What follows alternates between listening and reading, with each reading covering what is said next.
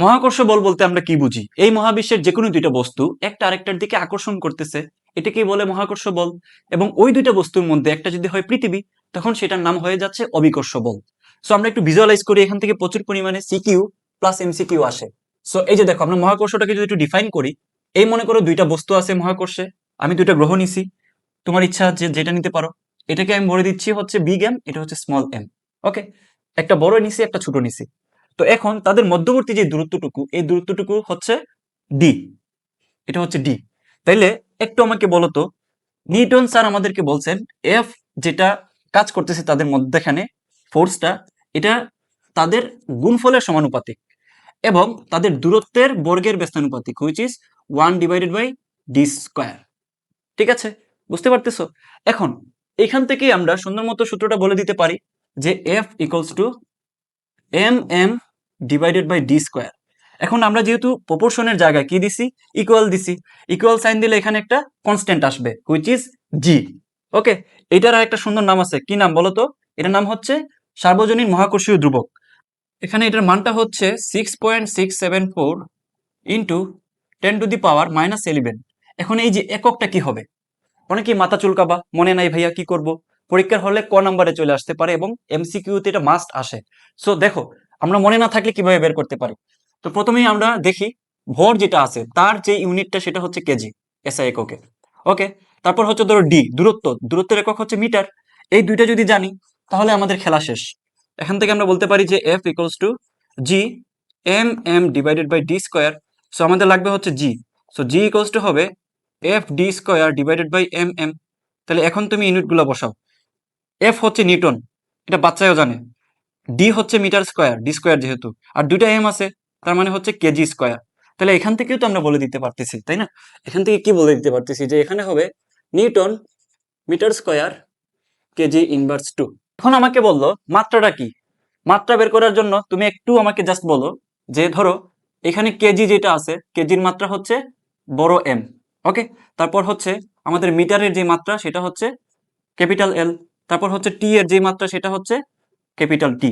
তাহলে এখন একটু জাস্ট এইটা কনভার্ট করে ফেলো, এই এককগুলো এখানে বসাও। এককটা কি ছিল? Newton metre square kg inverse 2। তাহলে নিউটনের জায়গায় তুমি কি বসাবা? নিউটন মানে হচ্ছে F equals to M A, F equals to M A. তাহলে এম এ এখানে যদি আমরা একটু মাত্রাটা বসাই তাহলে কি হবে বলো তো? এম মানে হচ্ছে ক্যাপিটাল এম, এ হচ্ছে কি মিটার পার সেকেন্ড স্কোয়ার। তাহলে এখানে হবে মিটার মানে হচ্ছে এল, সেকেন্ড স্কোয়ার মানে হচ্ছে ইনভার্স 2।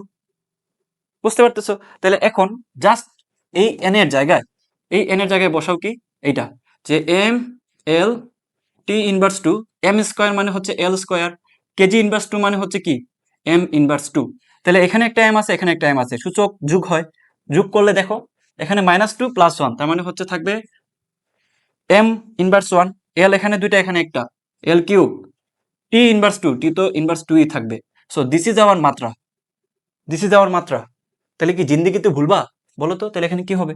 এখানে হবে newton metre square kg inverse 2। So এরপরে যদি এটা ভুলে যাও তাহলে এটা আমার ব্যর্থতা, তোমার ব্যর্থতা না, এটা আমার ব্যর্থতা। ঠিক আছে? ওকে, তো এখন আমরা জি এর মানের পরিবর্তন নিয়ে পড়াশোনা করব। এটা খুবই ইম্পর্টেন্ট একটা টপিক, এখান থেকে একটু পরে আমরা বোর্ডের কোয়েশ্চেন সলভ করব। সো একটু মনোযোগ দিয়ে দেখো, যাদের বেসিকে একটু হলেও প্রবলেম আছে। তো এই হচ্ছে পৃথিবী। আমরা কি করতে চাচ্ছি, পৃথিবী থেকে সামথিং উচ্চতায় আমরা একটা বস্তু নিয়ে জি এর মানটা কি পরিবর্তন হয় সেটা বের করতে চাচ্ছি। তো এটা যদি পৃথিবী হয় তাহলে পৃথিবীর এটা হচ্ছে মনে করো তার কি ব্যাসার্ধ। ওকে, আমরা চাচ্ছি কি, আমরা চাচ্ছি এই যে পৃথিবী থেকে সামথিং উচ্চতায় একটা বস্তু নিয়ে যাইতে। ওকে, তাহলে প্রথমে আমাদেরকে বুঝতে হবে পৃথিবীর পৃষ্ঠে তার জি এর মানটা কি ছিল। তাহলে ধরো এই জায়গাটাতে তুমি আছো, হালকা পাতলা একজন মানুষ, তাহলে তোমার ভর ধরে নিচ্ছি হুইচ ইজ এম, পৃথিবীর ভর হচ্ছে বিগ এম। ওকে, তাহলে পৃথিবী পৃষ্ঠে তোমার জি এর মানটা কি? পৃথিবী পৃষ্ঠে তোমার জি এর মানটা বের করার জন্য আমরা আগে ফান্ডামেন্টাল ইকুয়েশনটা লিখি, F equals to G M M divided by আর²। ওকে, এখানে আর কেন লিখতেছি, এখন তোমার সাথে পৃথিবীর যেই আকর্ষণ ওইটা নিচ্ছি বিদায় আমরা এখন দূরত্বটা নিচ্ছি, এই যে এটা আর। ওকে, ডি নিচ্ছি না, এটা তো বুঝতে পারতেছো। এখন ভাই তোমার যেহেতু ভর আছে তাহলে তোমার ওজন কাজ করতেছে কোন দিকে? এইদিকে, তাহলে এমজি। তাহলে এখান থেকে তুমি লিখতে পারো কিনা যে F equals to M G equals to G M M divided by আর²। তাহলে এই ছোট এম বাদ, সো জি ইকুয়ালস টু হচ্ছে জি এম বাই আর²। একটু একটু বুঝতে পারতেছো? তার মানে দেখো, পৃথিবী পৃষ্ঠে পৃথিবী পৃষ্ঠে তোমার জি এর মানটা কি? পৃথিবী পৃষ্ঠে তোমার জি এর মানটা হচ্ছে G equals to G M by R square. এখানে তো তোমার কোনো সমস্যা থাকার কথা না। এখন আমি চাচ্ছি কি সামথিং উচ্চতায় নিয়ে যাইতে। কতটুকু? আমি ধরে নিচ্ছি এই উচ্চতাটুকু হচ্ছে হুইচ ইজ এইচ। তাহলে এখন তুমি এই জায়গা থেকে কোথায় আসছো বলো তো? এই যে এই জায়গা থেকে তুমি এখন কোথায় আসছো? এই জায়গা থেকে তুমি এই যে এখানে আসতেছো। তাহলে তুমি যদি এই জায়গা থেকে এখানে আসো, তাহলে আমাকে বলো সামথিং উচ্চতায় যে তুমি আসছো, এখানে আসার ফলে তোমার অবশ্যই জি এর একটা পরিবর্তন হবে, কারণ দূরত্ব পরিবর্তন হচ্ছে। আর যেহেতু এফ এর মানটা দূরত্বের উপর নির্ভর করতেছে ব্যস্তানুপাতিকের উপরে, তাহলে আমি এই জায়গাটাতে এখন নতুন যে আরটা বা ডিটা, সেটা কি হবে বলো তো? নতুন ডিটা হবে এই এইচ এবং এই আর এর যোগফল। তাহলে আমাকে একটু বলো, এই জায়গাটাতে তোমার জি এর মানটা কি হবে? জি এর মানটা হবে G H equals to G M divided by, এখন আরটা হয়ে যাবে R plus H whole square. একদম ভেরি বেসিক কথাবার্তা, বুঝতেছো? ঠান্ডা মাথায় খেয়াল করো। এখন আমরা এখান থেকে যদি ইকুয়েশনটা বের করার চেষ্টা করি, তাহলে একটু খেয়াল করে যে জি এইচ ডিভাইডেড বাই জি ভাগ করে দিব। ভাগ করে দিলে দেখো কি আসবে? উপরে আসবে আর, নিচে আসবে আর প্লাস এইচ, তাহলে হোল স্কোয়ার। তাহলে এখান থেকে আমরা বলতে পারি যে G H equals to G into R by R plus H whole square. এটাই তো আমাদের সূত্র। এবং মাথায় রাখো, এটাই আমাদের ফান্ডামেন্টাল ইকুয়েশন, এবং যে কোনো ক্ষেত্রে এটা ইউজ করবা যখনই আমাদের উচ্চতার কথা বলবে, সামথিং উচ্চতায় কোন একটা বস্তু তার জি এর পরিবর্তনটা যদি বলে। কিন্তু তোমরা বইয়ের মধ্যে বা বিভিন্ন গাইডে দেখবা যে ইউজ করতেছে G H equals to 1 - 2h divided by R into G. তাহলে ভাই আমি কোনটা ইউজ করব? তোমার প্রশ্ন জাগতে পারে এই জায়গাটাতে। তাহলে পরীক্ষায়ও আসে যে এইটা থেকে এটার কনভার্সন আমরা কখন করি, প্রমাণটা দিতে বলে। সো প্রমাণটা কিভাবে করব এবং এইটা কেন ইউজ করতে হয়, এটা আমি তোমাদেরকে একটু বুঝাচ্ছি, খেয়াল করো। এইটা যখন ইউজ করবা তখন কন্ডিশন হচ্ছে এইচ এর মানটা লেস হচ্ছে আর, ভেরি লেস। যখন এইচ এর মানটা আর এর থেকে অনেক ছোট হবে, তখন আমরা এটা ইউজ করব, মডারেট। ঠিক আছে? তাহলে এইটা কিভাবে আসে তাহলে, যদি এইচ এর থেকে অনেক ছোট হয় ভাইয়া? তাহলে আমাকে একটু তোমরা ধৈর্য ধরে দেখো, একটু খেয়াল করো তো। এই যেই ইকুয়েশনটা আছে, এটাকে আমি কি বলতে পারি দেখো তো? জি এইচ ইকুয়ালস টু, ধরো আমি আর প্লাস এইচটাকে আমি উপরে নিয়ে গেলাম, নিচে নিয়ে আসলাম হচ্ছে আর, তাহলে উল্টায় দিছি মানে হচ্ছে আমি এটাকে ইনভার্স করে দেই, তাহলে আবার আগের জায়গায় চলে আসবে। তাহলে এখানে কি হবে? একটা জি, এবং বাইরে ছিল একটা স্কোয়ার। এতটুকু তো বুঝছো? তাহলে এখান থেকে আমরা বলতে পারি কি, 1 + h/r whole square. Whole square বলতে মাইনাস হবে, তাই না? জি, এই যে -1 আর এই 2 গুণ করে -2 হবে। তাহলে আপনি এত কষ্ট করে এটাতে নিছেন কেন ভাইয়া? নিছি কারণ একটু তুমি খেয়াল করো তো ম্যাথমেটিক্সের চোখ দিয়ে, 1 + x⁴n, এখানে আমরা একটা দ্বিপদী বিস্তৃতির সাথে এটার একটা রিলেশন করব। ইজি কিন্তু, জাস্ট মাথা ঠান্ডা করে তুমি আমাকে দেখো, তুমি তো আর করতেছো না, জাস্ট ধৈর্য ধরে দেখো, এটা কিন্তু খ নম্বরে কোয়েশ্চেন আসে। তো আমরা যদি একটু করার চেষ্টা করি, 1 + x⁴n, এটার বিস্তৃতি কি? এটা হবে 1 + n x প্লাস, পরে হবে n × n−1 divided by 2 factorial into X square plus dot dot dot dot চলতেই থাকবে। তো এখন আমরা এটার সাথে একটু কনভার্সন করি তো, 1 + h/r−2 ইন্টু জি। ওকে, তাহলে আমরা যদি এখান থেকে করার চেষ্টা করি, তাহলে হবে 1 + n মানে কত? -2 ইন্টু এক্স, এক্স মানে হচ্ছে h/r। কারণ দেখো 1 তো 1, এক্স মানে হচ্ছে h/r, আর n মানে হচ্ছে -2। তাহলে প্লাস, খেয়াল করো, n ইন্টু মানে কত হবে বলো তো? -2 into -2 - 1 divide by 2 factorial into h/r whole square plus dot dot dot dot dot, বাইরে একটা কি আছে? জি গুণ আছে, জি। ওকে, এখন আমি একটু জোর করে এটার মানটা 0 বলে দিচ্ছি। এখন তোমরা বলবা যে ভাইয়া কেন 0 দিবেন? এটাকে বুঝায় বলেন, হুদাহুদি দিলে তো হবে না। একটু খেয়াল করো তো, h/r, h/r এটার মিনিংটা কি একটু খেয়াল করো তো। এটার মিনিংটা হচ্ছে উপরে বসবে আমাদের এইচ এর মানটা, নিচে বসবে আমাদের পৃথিবীর ব্যাসার্ধের মানটা। তাহলে তুমি একটু আমাকে বলো ভাই, আমি যে বললাম যে এইচ এর মানটা যখন অনেক ছোট হবে আর এর থেকে, তখনই আমরা এই ঘটনা ঘটাইতে পারি। তাহলে আমি ধরে নিচ্ছি এইচ এর মানটা হচ্ছে 1, তাহলে আর এর মানটা আমরা সবাই জানি, পৃথিবীর ব্যাসার্ধ হচ্ছে 6.4 × 10⁶ মিটার। তাহলে এখন যদি আমি h/r করার চেষ্টা করি, তার মানে এখানে হবে 1 ডিভাইডেড বাই 6.4 × 10⁶। তাহলে এই মানটা কি অলরেডি 0 এর কাছাকাছি না? 0 এর কাছাকাছি কিনা?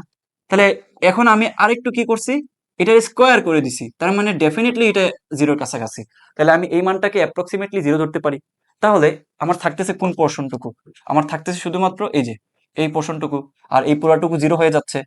থাকতেছে এখান থেকে 1 - 2h/r ইন্টু জি। ওকে, বুঝতে পারতেছো? সো যখন কোয়েশ্চেন আসবে খ নাম্বারে এইভাবে দিয়ে আসার চেষ্টা করবা। আর এই ইকুয়েশনটা কখন ইউজ করবা, যখন এই যে এই কন্ডিশনটা তোমরা ফুলফিল করবে এবং এমসিকিউর ক্ষেত্রে এটা ইউজ করবা। আদারওয়াইজ ম্যাথমেটিক্স এর ক্ষেত্রে আমাদের ফান্ডামেন্টাল ইকুয়েশনটাই তোমরা ব্যবহার করবা। ওকে, আচ্ছা। সো চলো, আমাদের এটা ছিল হচ্ছে পৃথিবী থেকে এইচ উচ্চতার ক্ষেত্রে। এখন আমরা দেখবো পৃথিবী থেকে এইচ গভীরের ক্ষেত্রে কি ঘটনা ঘটে।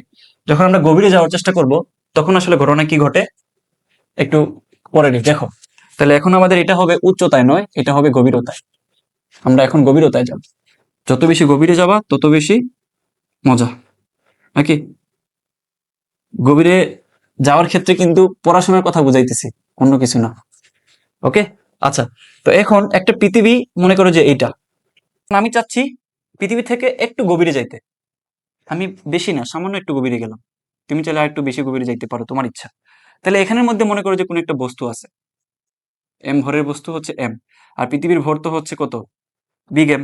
ওকে, এখন ঘটনাটা কি ঘটবে, আমি আসছি কতটুকু, ধরলাম এইচ পরিমাণ আসছি। তাহলে আমাদের আগে সূত্রটা ছিল ফান্ডামেন্টাল, যেটা যে পৃষ্ঠে ছিল G equals to G M divided by R square. তাহলে এখন আমার আরটা কিন্তু এখন আর আর না, এখন আমি এইচ পরিমাণ নিচে নামছি। তার মানে এই যে অংশটুকু থাকতেছে এটা থাকবে হচ্ছে আর মাইনাস এইচ। তাহলে এখান থেকে আমি লিখতে পারি G M by R minus H whole square. এখন তোমরা অনেকেই সুন্দর মতো ঠাস করে বসাই দিবা, ভাইয়া তাহলে আমরা যদি এইভাবে বসাই জি এইচ বাই যদি আমি ভাগ করে দেই, তাহলে তো ভাইয়া এটা চলে আসবে R by R minus H whole square, তাহলেই তো হয়ে যাচ্ছে। কিন্তু বিশ্বাস করো ভাই, এটা হবে না। এবং তোমরা অনেকেই পরীক্ষার হলে এই কাজটা করে আসো, করা যাবে না। এটা কেন করা যাবে না ভাইয়া, একটু বলো তো। খেয়াল করো, আমরা যখন একটু আগেও যখন দেখছিলাম এইটার ক্ষেত্রে, খেয়াল করো তার ভরের কোনো পরিবর্তন হয়েছে কিনা, খেয়াল করো তো। ভরের কোনো পরিবর্তন হয়েছে? পৃষ্ঠের ক্ষেত্রে তার ভর ছিল পৃথিবীর ভর, সামথিং উচ্চতায় নিয়ে গেছে তখনও তার ভর ছিল পৃথিবীর ভর। ভরের তো কোনো চেঞ্জ হচ্ছে না।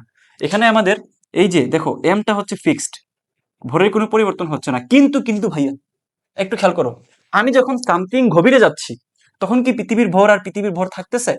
তখন কি পৃথিবীর ভর আর পৃথিবীর ভর থাকতেছে? না।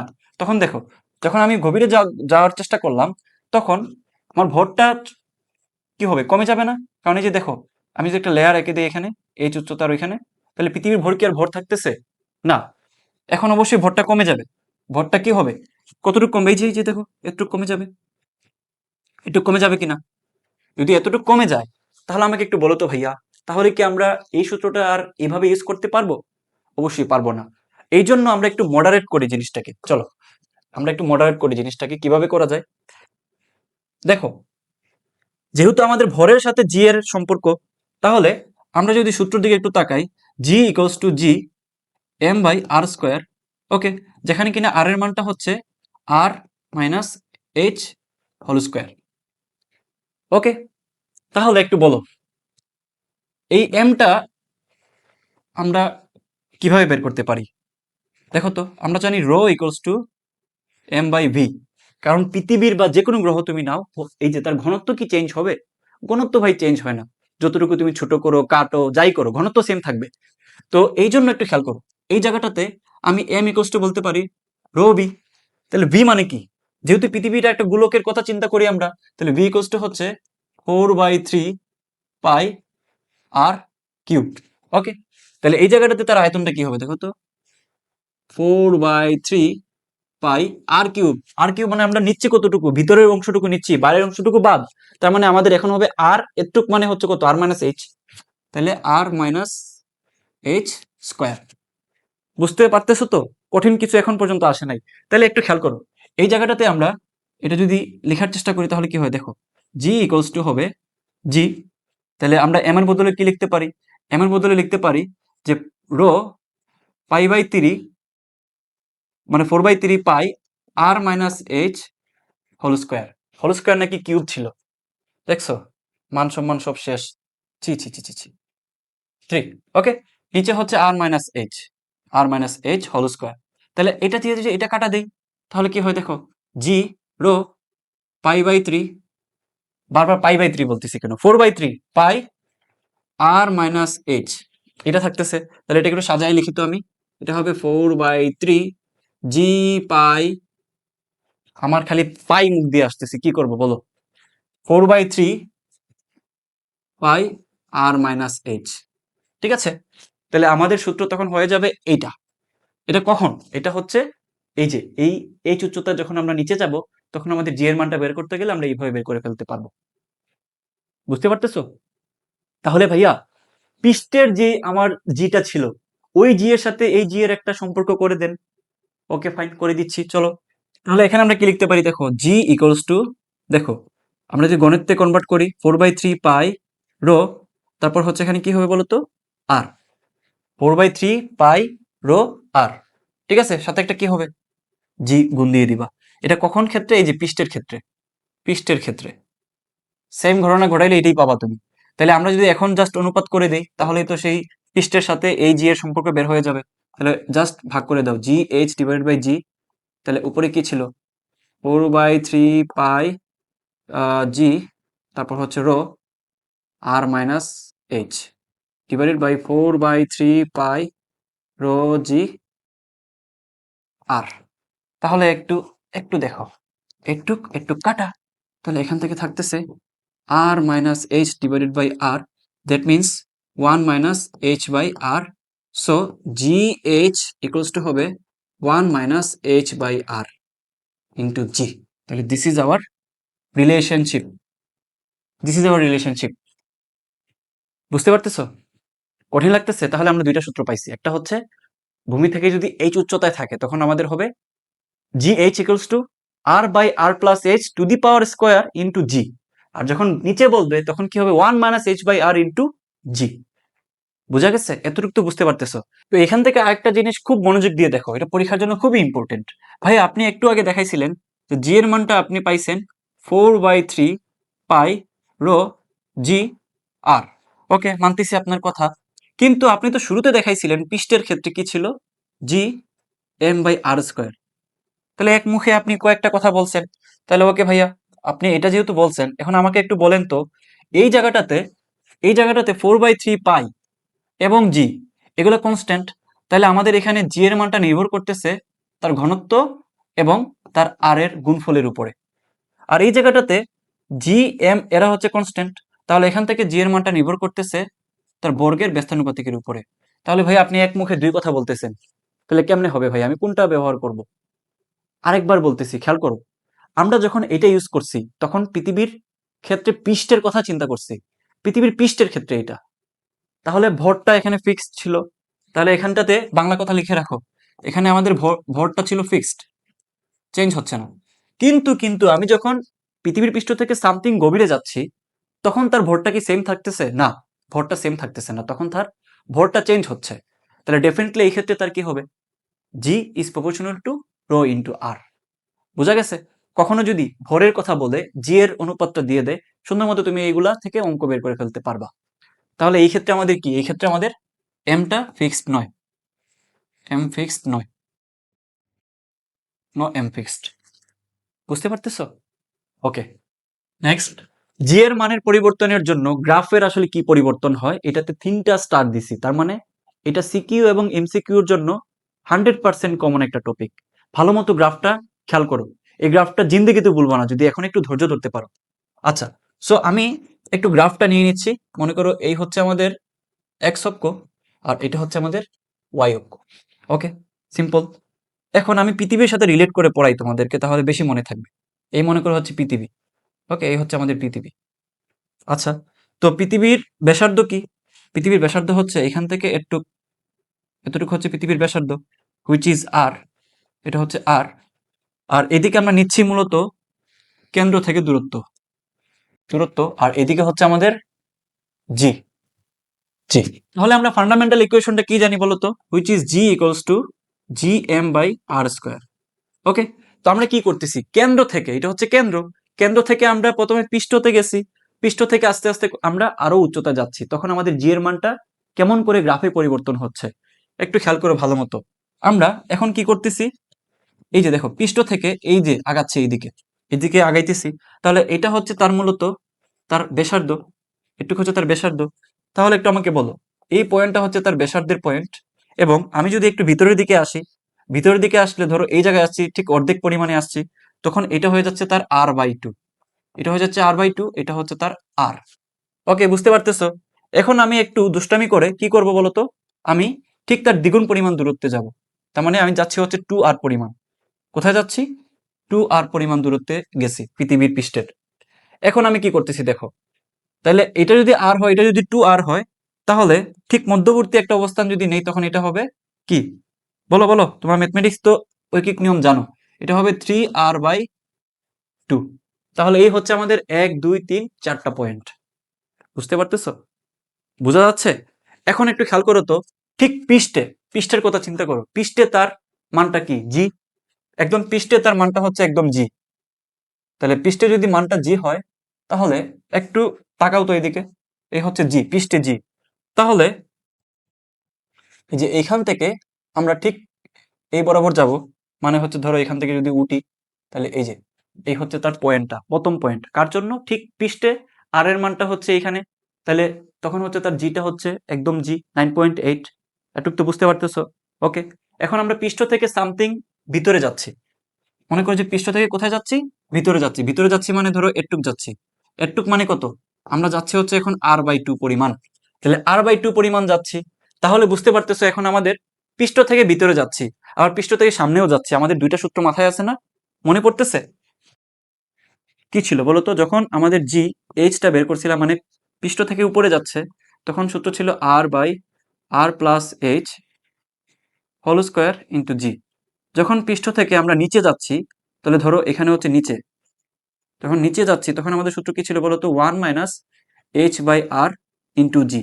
তাহলে এই দুইটা সূত্র একদম মনের নরম জায়গার ভিতরে ঢুকায় রাখো, ঠিক আছে?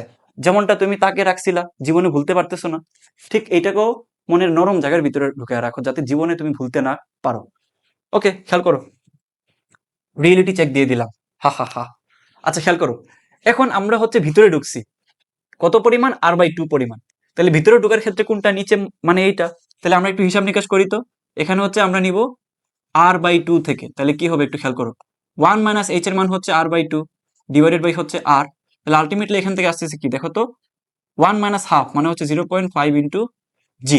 ঠিক তার অর্ধেক হয়ে যাচ্ছে অর্ধেক পরিমাণ ঢোকার কারণে। তাহলে ঠিক মনে করো যে এই জায়গায় আসতেছে তার 0.5 জি।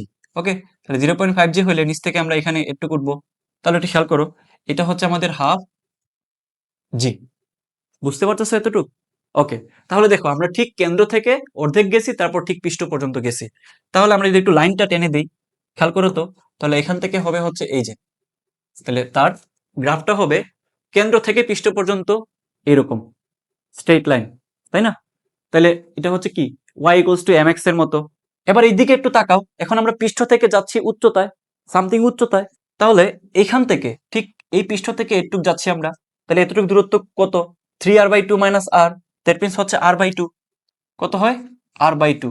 তাহলে r/2 এর জন্য আমরা যদি এটা ইউজ করি, তখন আমাদের মানটা আসে কত দেখো তো, মানটা আসবে r/r+r/2। এটাকে স্কোয়ার করে দিলে মানটা আসবে 3r/2 স্কোয়ার করলে চলে আসবে 0.44 জি। ওকে, তাহলে এটা ছিল 5 জি, 0.5 জি। তাহলে এটার থেকে আরেকটু নিচে হবে এই মানটা। তাহলে এই মানটা যদি আরেকটু নিচে হয়, তাহলে পয়েন্টটা আমি একটু আগায় দিই, তাহলে পয়েন্টটা কি হবে দেখো, এখানে ধরে নিচ্ছি। তাহলে এই হচ্ছে আমাদের পয়েন্টটা। এই পয়েন্টটা কার জন্য? 3r/2 এর জন্য। এই যে ঠিক এই পয়েন্টটা, বুঝতে পারতেছো? ওকে, তাহলে এবার আমরা যাচ্ছি কোথায়? 2r এ। পৃষ্ঠ থেকে এই দূরত্ব যাচ্ছি। তাহলে একটু বলো তো, কেন্দ্র থেকে এটা যদি r হয়, কেন্দ্র থেকে এটা যদি 2r হয়, তাহলে এটা r বাদ দিলে আমার থাকে শুধু r। তাহলে এই দূরত্বটুকু হচ্ছে আমার h এর মানটা r, r হবে। বুঝো নাই? কেন্দ্র থেকে এটা r, এখান থেকে এটা 2r, তাহলে কেন্দ্র r বাদ দিয়ে দিলে থাকবে শুধুমাত্র r। তার মানে এই দূরত্বটুকু নিচ্ছি আমরা পৃথিবী পৃষ্ঠ থেকে কতটুকু দূরত্বে আছে, তাহলে এটা হবে r।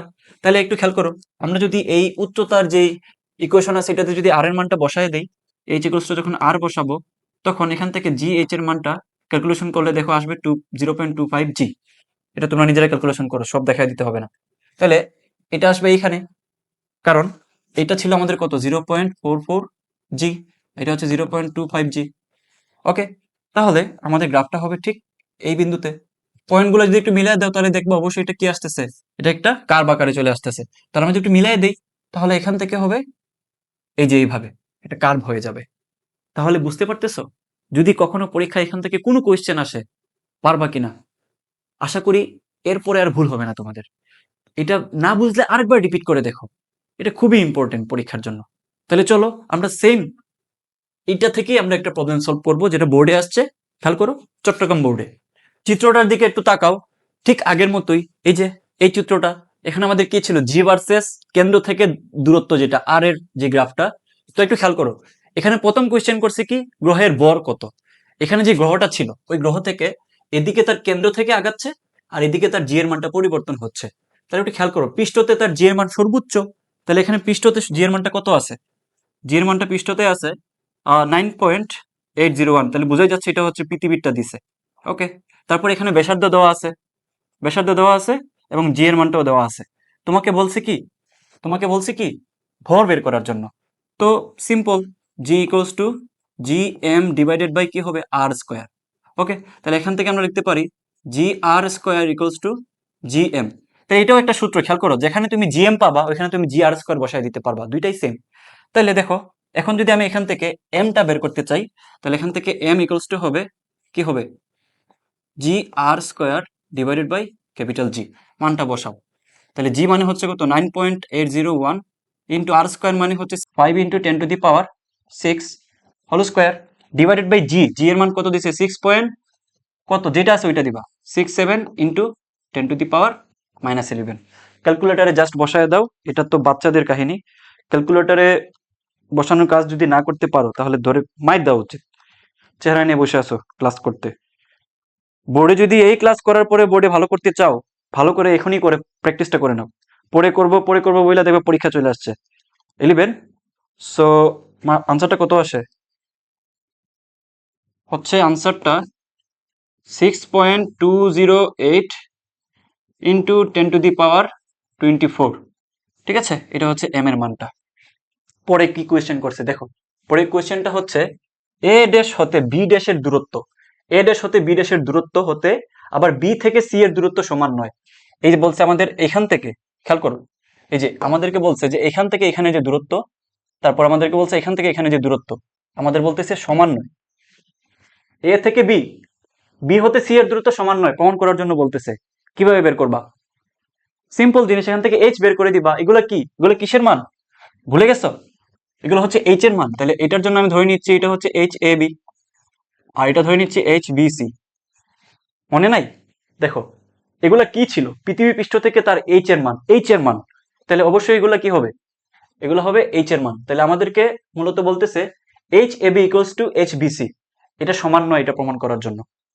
ওকে, তাহলে চলো করি এক এক করে করি। তাহলে প্রথমে কি করব, এইচ এ বি, এইটা তো পৃষ্ঠ, এটা কি, খেয়াল করো এই জিনিসগুলো অনেকেই বুঝো না, এটা কি ছিল, এটা তো হচ্ছে পৃষ্ঠ।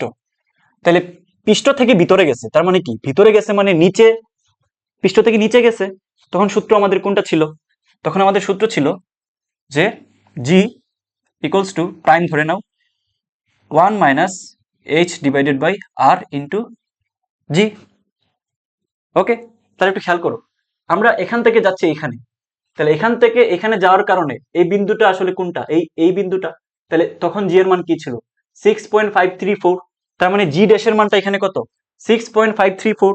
তাহলে আমরা গিভেন ডাটাগুলো একটু লিখি এখানে, এখানে কত 6.534, 6.534, এটা হচ্ছে আমাদের জি প্রাইমের মান, তাই তো।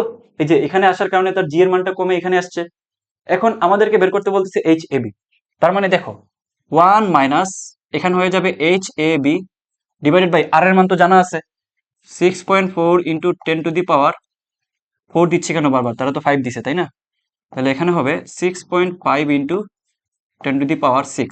ওকে, ইন্টু জি, জি এর মানটা কত, এটা হচ্ছে পৃষ্ঠের জি, পৃষ্ঠের জি কত 9.801। তাহলে এটা থেকে জাস্ট আমাদের ভেরিয়েবল হচ্ছে এইচ এ বি। তাহলে এইচ এ বিটা তোমরা ক্যালকুলেটর থেকে বের করো তো, সবাই হাত থেকে ক্যালকুলেটর নাও। এটা কিন্তু একবারে বের করে ফেলা যায়, 6.534 ইকুয়ালস টু ওয়ান মাইনাস আমাদের ভেরিয়েবল হচ্ছে এক্স ধরে নিচ্ছি ডিভাইডেড বাই 6.55 ইন্টু 10⁻6 বাইরে হচ্ছে গুণ হবে 9.801। যদি আমি ক্যালকুলেশনে দেই তাহলে আনসার চলে আসে হচ্ছে আমাদের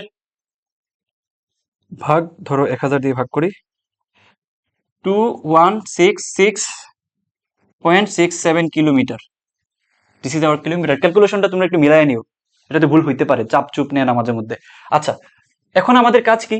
এখন আমাদের কাজ হচ্ছে যে বিসি অংশটুকু মানে এইচ বিসি বের করার জন্য। বাট থিঙ্ক করো, এই যে এই পয়েন্টে তো পৃষ্ঠ ছিল, পৃষ্ঠের পরে যাচ্ছে মানে কি? পৃষ্ঠ থেকে সামথিং উচ্চতায় যাচ্ছে, তাইলে এটা কোন সূত্র ইউজ হবে? এটা ইউজ হবে না। পৃষ্ঠ থেকে উচ্চতায় গেলে আমাদের কোন সূত্র ছিল মনে আছে? মনে না থাকলে মাথা ফাটাই দিব একদম। বলছিলাম না একদম মনের ভিতরে ঢুকে রাখার জন্য, যেমনটা তুমি তাকে রাখছিলা, এখন পর্যন্ত ভুলতে পারতেছো না। এইভাবে কি ছিল বলো তো? এটা ছিল জি এইচ ইকুয়ালস টু দেখো তোমরা ওই সূত্র বসাবে না, ওই যে ওয়ান মাইনাস যেটা ছিল ওইটা বসাবে না। কেন বসাবে না? ওই যে আমি বলছিলাম, একটু একটু মনে করে দেখো, জাস্ট একটু মনে করে দেখো। তোমরা হয়তো বিরক্ত হচ্ছ যারা বুঝতেছো, বাট যারা বুঝতেছো না তাদেরকে নিয়ে হচ্ছে আমার কাজ। একটু খেয়াল করো, প্রমাণ করছিলাম না কোথায়? এই যে এটা one minus two H by R বসাবা না। কেন? আমাদেরকে তো বলে দেয় নাই যে অ্যাকচুয়ালি তার এইচ এর মানটা আর এর থেকে অনেক ছোট। সো আমরা যেটা আমাদের জন্য সেফ ওইটাই বসাবো, এবং এই সূত্র দিয়ে সবগুলাতেই আনসার বসানো যায়। R plus H whole square. তাহলে এখানে বলো তো এইচ এর মানটা কি? R by R plus H A BC whole square into কত? জি।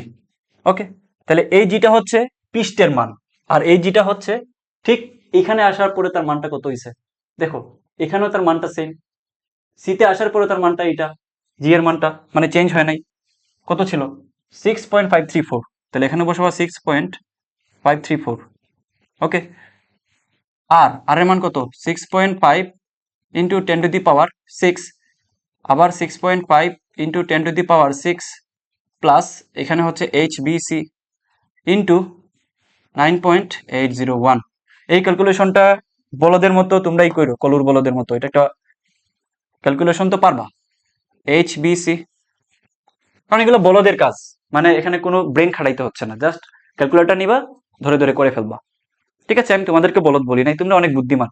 বলতেছি কাজটা হচ্ছে বলদের কাজ, বসে বসে জাস্ট ক্যালকুলেশন করা, এইটুকু তো পারবা। ইন্টারমিডিয়েটের স্টুডেন্ট তোমরা, কয়দিন পরে বোর্ডে পরীক্ষা দিবা। সো দেখো দিয়ে দেন, তুমি দেখো দুইটা আসলে সমান নয়, অবশ্যই সমান হবে না, সমান হওয়ার তো কথা নয়। তাহলে ডেফিনেটলি এটার আনসার হবে ধরো এইচ, এখান থেকে ছিল A B not equals to H BC. বুঝতে পারতেছো? বুঝলে চলো আমরা সামনে বাড়ি। পরে কোয়েশ্চেন কি করছে দেখো, আমাদেরকে এই যে একটা পৃথিবী দিয়ে বা একটা গ্রহ দিচ্ছে, জানি না পৃথিবী কিনা, জি এর মান যেহেতু 9.8 তাহলে পৃথিবী ধরা যায়। বলছে সামথিং উচ্চতায় সামথিং ভিতরে, কিউতে অভিকর্ষ ত্বরণের মান কত? কিউ কোনটা? মানে সামথিং উচ্চতায় বলছে, তাহলে সামথিং উচ্চতায় বললে আমাদের এই কোয়েশ্চেনের আনসারটা কি হবে? সামথিং উচ্চতায় মানে তো একটু আগে সূত্র দেখছো, which is R divided by R plus H whole square into এই পৃষ্ঠের জিটা। তাহলে এখানে মানগুলো বসাও, সেম আগের আগের কাজটা, কলুর বলদ। আর এর মান কত? আর এর মান দেওয়া আছে 6.4, এই যে দেখো এখন 6.4 দিছে, আগেরটাতে ছিল 6.5। কিলোমিটার কি মিটারে নাও, তাহলে আসবে 6, তাহলে আবার হবে 6.4 ইন্টু 10⁻6 প্লাস এইচ এর মান কত? পিকিউ এর মান কত? এই যে দেখো পিকিউ এর মান দিছে 100 কিলোমিটার, তাহলে 100 কিলোমিটারকে মিটারে নাও, 10⁻³ দিয়ে গুণ করে দাও। তাহলে এখন কি হবে? এটা ইন্টু জি এর মান দেওয়া আছে কত? 9.8, 9.8। জাস্ট এটা ক্যালকুলেটর দিয়ে ক্যালকুলেশন করো। তাহলে এই ক্যালকুলেশনটা কি পারবা না? অবশ্যই পারবা, এটা আসলে সময় নষ্ট করে লাভ নাই। তো এখন আমাদেরকে কোয়েশ্চেন করছে কি দেখো, 5 কেজি ভরের বস্তুর জন্য এম ও কিউতে ওজনের তারতম্য কত আসছে। তাহলে এম বিন্দু এবং কিউ বিন্দুতে ওজনের তারতম্য, জি এর তারতম্য হচ্ছে না, ভূপৃষ্ঠ থেকে সামথিং উচ্চতায় যাচ্ছ, তাহলে জি একটা হবে, নিচে আসতেছো জি আরেকটা হবে, তাহলে তাদের ওজনেরও তো তারতম্য হবে, কারণ আমরা জানি W equals to M G. তাহলে আমরা অলরেডি এটা পাইছি, কার্ডটা আমরা এটা পাই গেছি হচ্ছে পি, দেখো এখান থেকে পাইছি জি কিউটা, কিউর মানটা এখান থেকে পাইছি উচ্চতায়। এখন আমরা বের করব যে অ্যাকচুয়ালি এম অবস্থানের জন্য কি, তাহলে জি এম ইকুয়ালস টু, যেহেতু ভূমির নিচে বলতেছে তাই না, তাহলে সূত্র ছিল 1 মাইনাস কি হবে H by R into G. That means এখান থেকে আমরা মান বের হবে 1 মাইনাস এইচ মানে হচ্ছে 100 ইন্টু 10⁻³ ডিভাইডেড বাই আর এর মান হচ্ছে কত, আর এর মানটা হচ্ছে এখানে 6.4 ইন্টু 10⁻6 যদি আমরা মিটারে নিয়ে নিই, তাহলে এটার সাথে গুণ করে দিবা 9.8।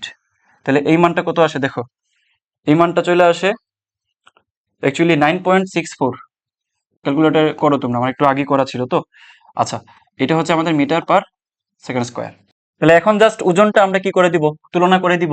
তাহলে আমরা এখান থেকে বলতে পারি যে W M divided by W Q, ঠিক আছে। তাহলে এখান থেকে বলতে পারি M G M divided by M G Q.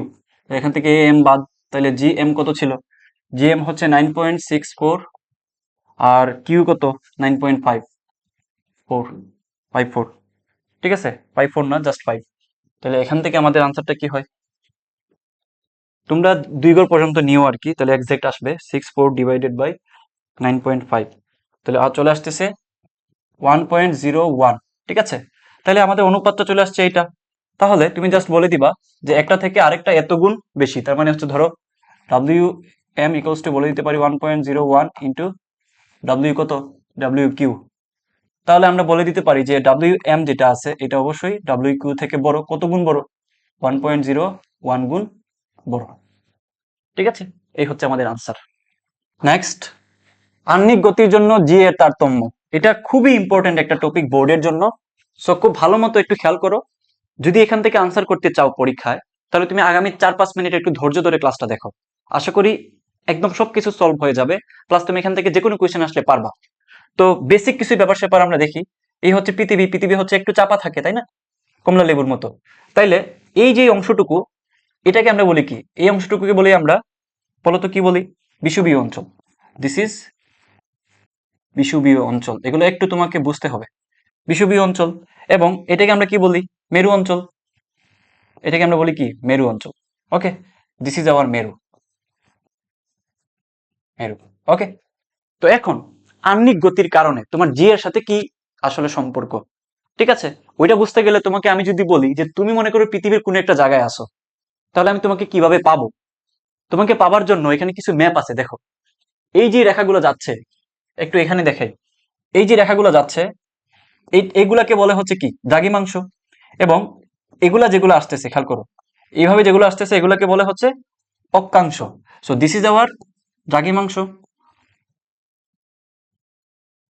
This is hour দ্রাঘিমাংশ। এটা হচ্ছে আমাদের অক্ষাংশ, অক্ষাংশ। তাহলে অবশ্যই তুমি যেখানে থাকো না কেন, মনে করো যে তুমি এখানে আসো, তুমি মনে করো যে এখানে আসো, ওকে।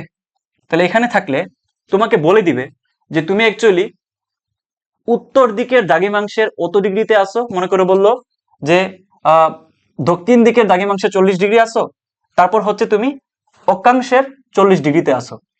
কোন অক্ষাংশের, দক্ষিণের অক্ষাংশের বা উত্তরের অক্ষাংশের। অর্থাৎ তোমাকে দিকটাও বলে দিবে, আবার ডিগ্রিটাও বলে দিবে, ঠিক আছে। তাহলে তুমি সুন্দর মতো কেন্দ্র থেকে তুমি মনে করো যে এই যে দ্রাঘিমাংশের দিকে গেলা, তারপর হচ্ছে অক্ষাংশের দিকে গেলা, তাহলে তোমাকে পাওয়া গেল। তাহলে তোমাকে পাওয়ার পরে আসলে লাভটা কি হয়েছে, একটু খেয়াল করো। তুমি যে এই জায়গাটাতে ছিলা, এই জায়গাটা থাকার কারণে আমাকে একটু বলো তো, তুমি আসলে পৃথিবীর আহ্নিক গতির সাথে ঘুরতেছো কিনা। অবশ্যই ঘুরতেছো, ওকে। তাহলে এই ঘোরার কারণে তোমার এখানে জি এর একটা তারতম্য হবে। কেন তারতম্য হবে, বিকজ তুমি যে ঘুরতেছো পৃথিবীর সাথে, তাহলে ঘুরতে গেলে আমাদের একটা কেন্দ্রমুখী ফোর্সের যোগান দিতে হয়। কেন্দ্রমুখী ফোর্সের কি লাগে, যোগান দিতে হয়। তুমি নিজেও দেখছো, একটা দড়ির মধ্যে যদি একটা বস্তু বেঁধে ঘোরাও, তাহলে এই যে বস্তুটা আছে এটাকে তুমি তাকে এইদিকে টান দিচ্ছ, তার মানে কেন্দ্রের দিকে টান দিচ্ছ। তাহলে অবশ্যই ঘুরতে গেলে একটা কি লাগবে, কেন্দ্রমুখী ফোর্সের যোগান লাগবে।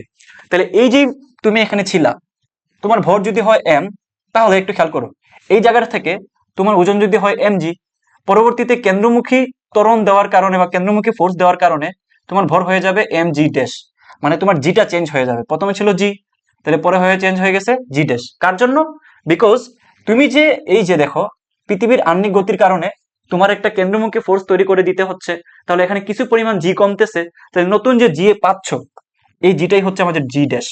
তাহলে এই জি ড্যাশটাই আমাদের এখান থেকে বের করতে হয়। সিম্পল ওয়েতে যতটুকু সম্ভব আমি বুঝাইছি। এখন আসো আমরা কিভাবে এখান থেকে ইকুয়েশন গুলা বের করতে পারি, এটাই হচ্ছে আমাদের মেইন জিনিস, যেটা এখন দেখাচ্ছি আমাদের সলভের জন্য লাগবে। এই হচ্ছে আমাদের পৃথিবী, ওকে। তাহলে পৃথিবীতে কি হচ্ছে দেখো তো, পৃথিবীতে অনেক ঘটনা ঘটে যাচ্ছে, ওইটা আমাদের দেখার দরকারই নাই পৃথিবীতে কি ঘটতেছে।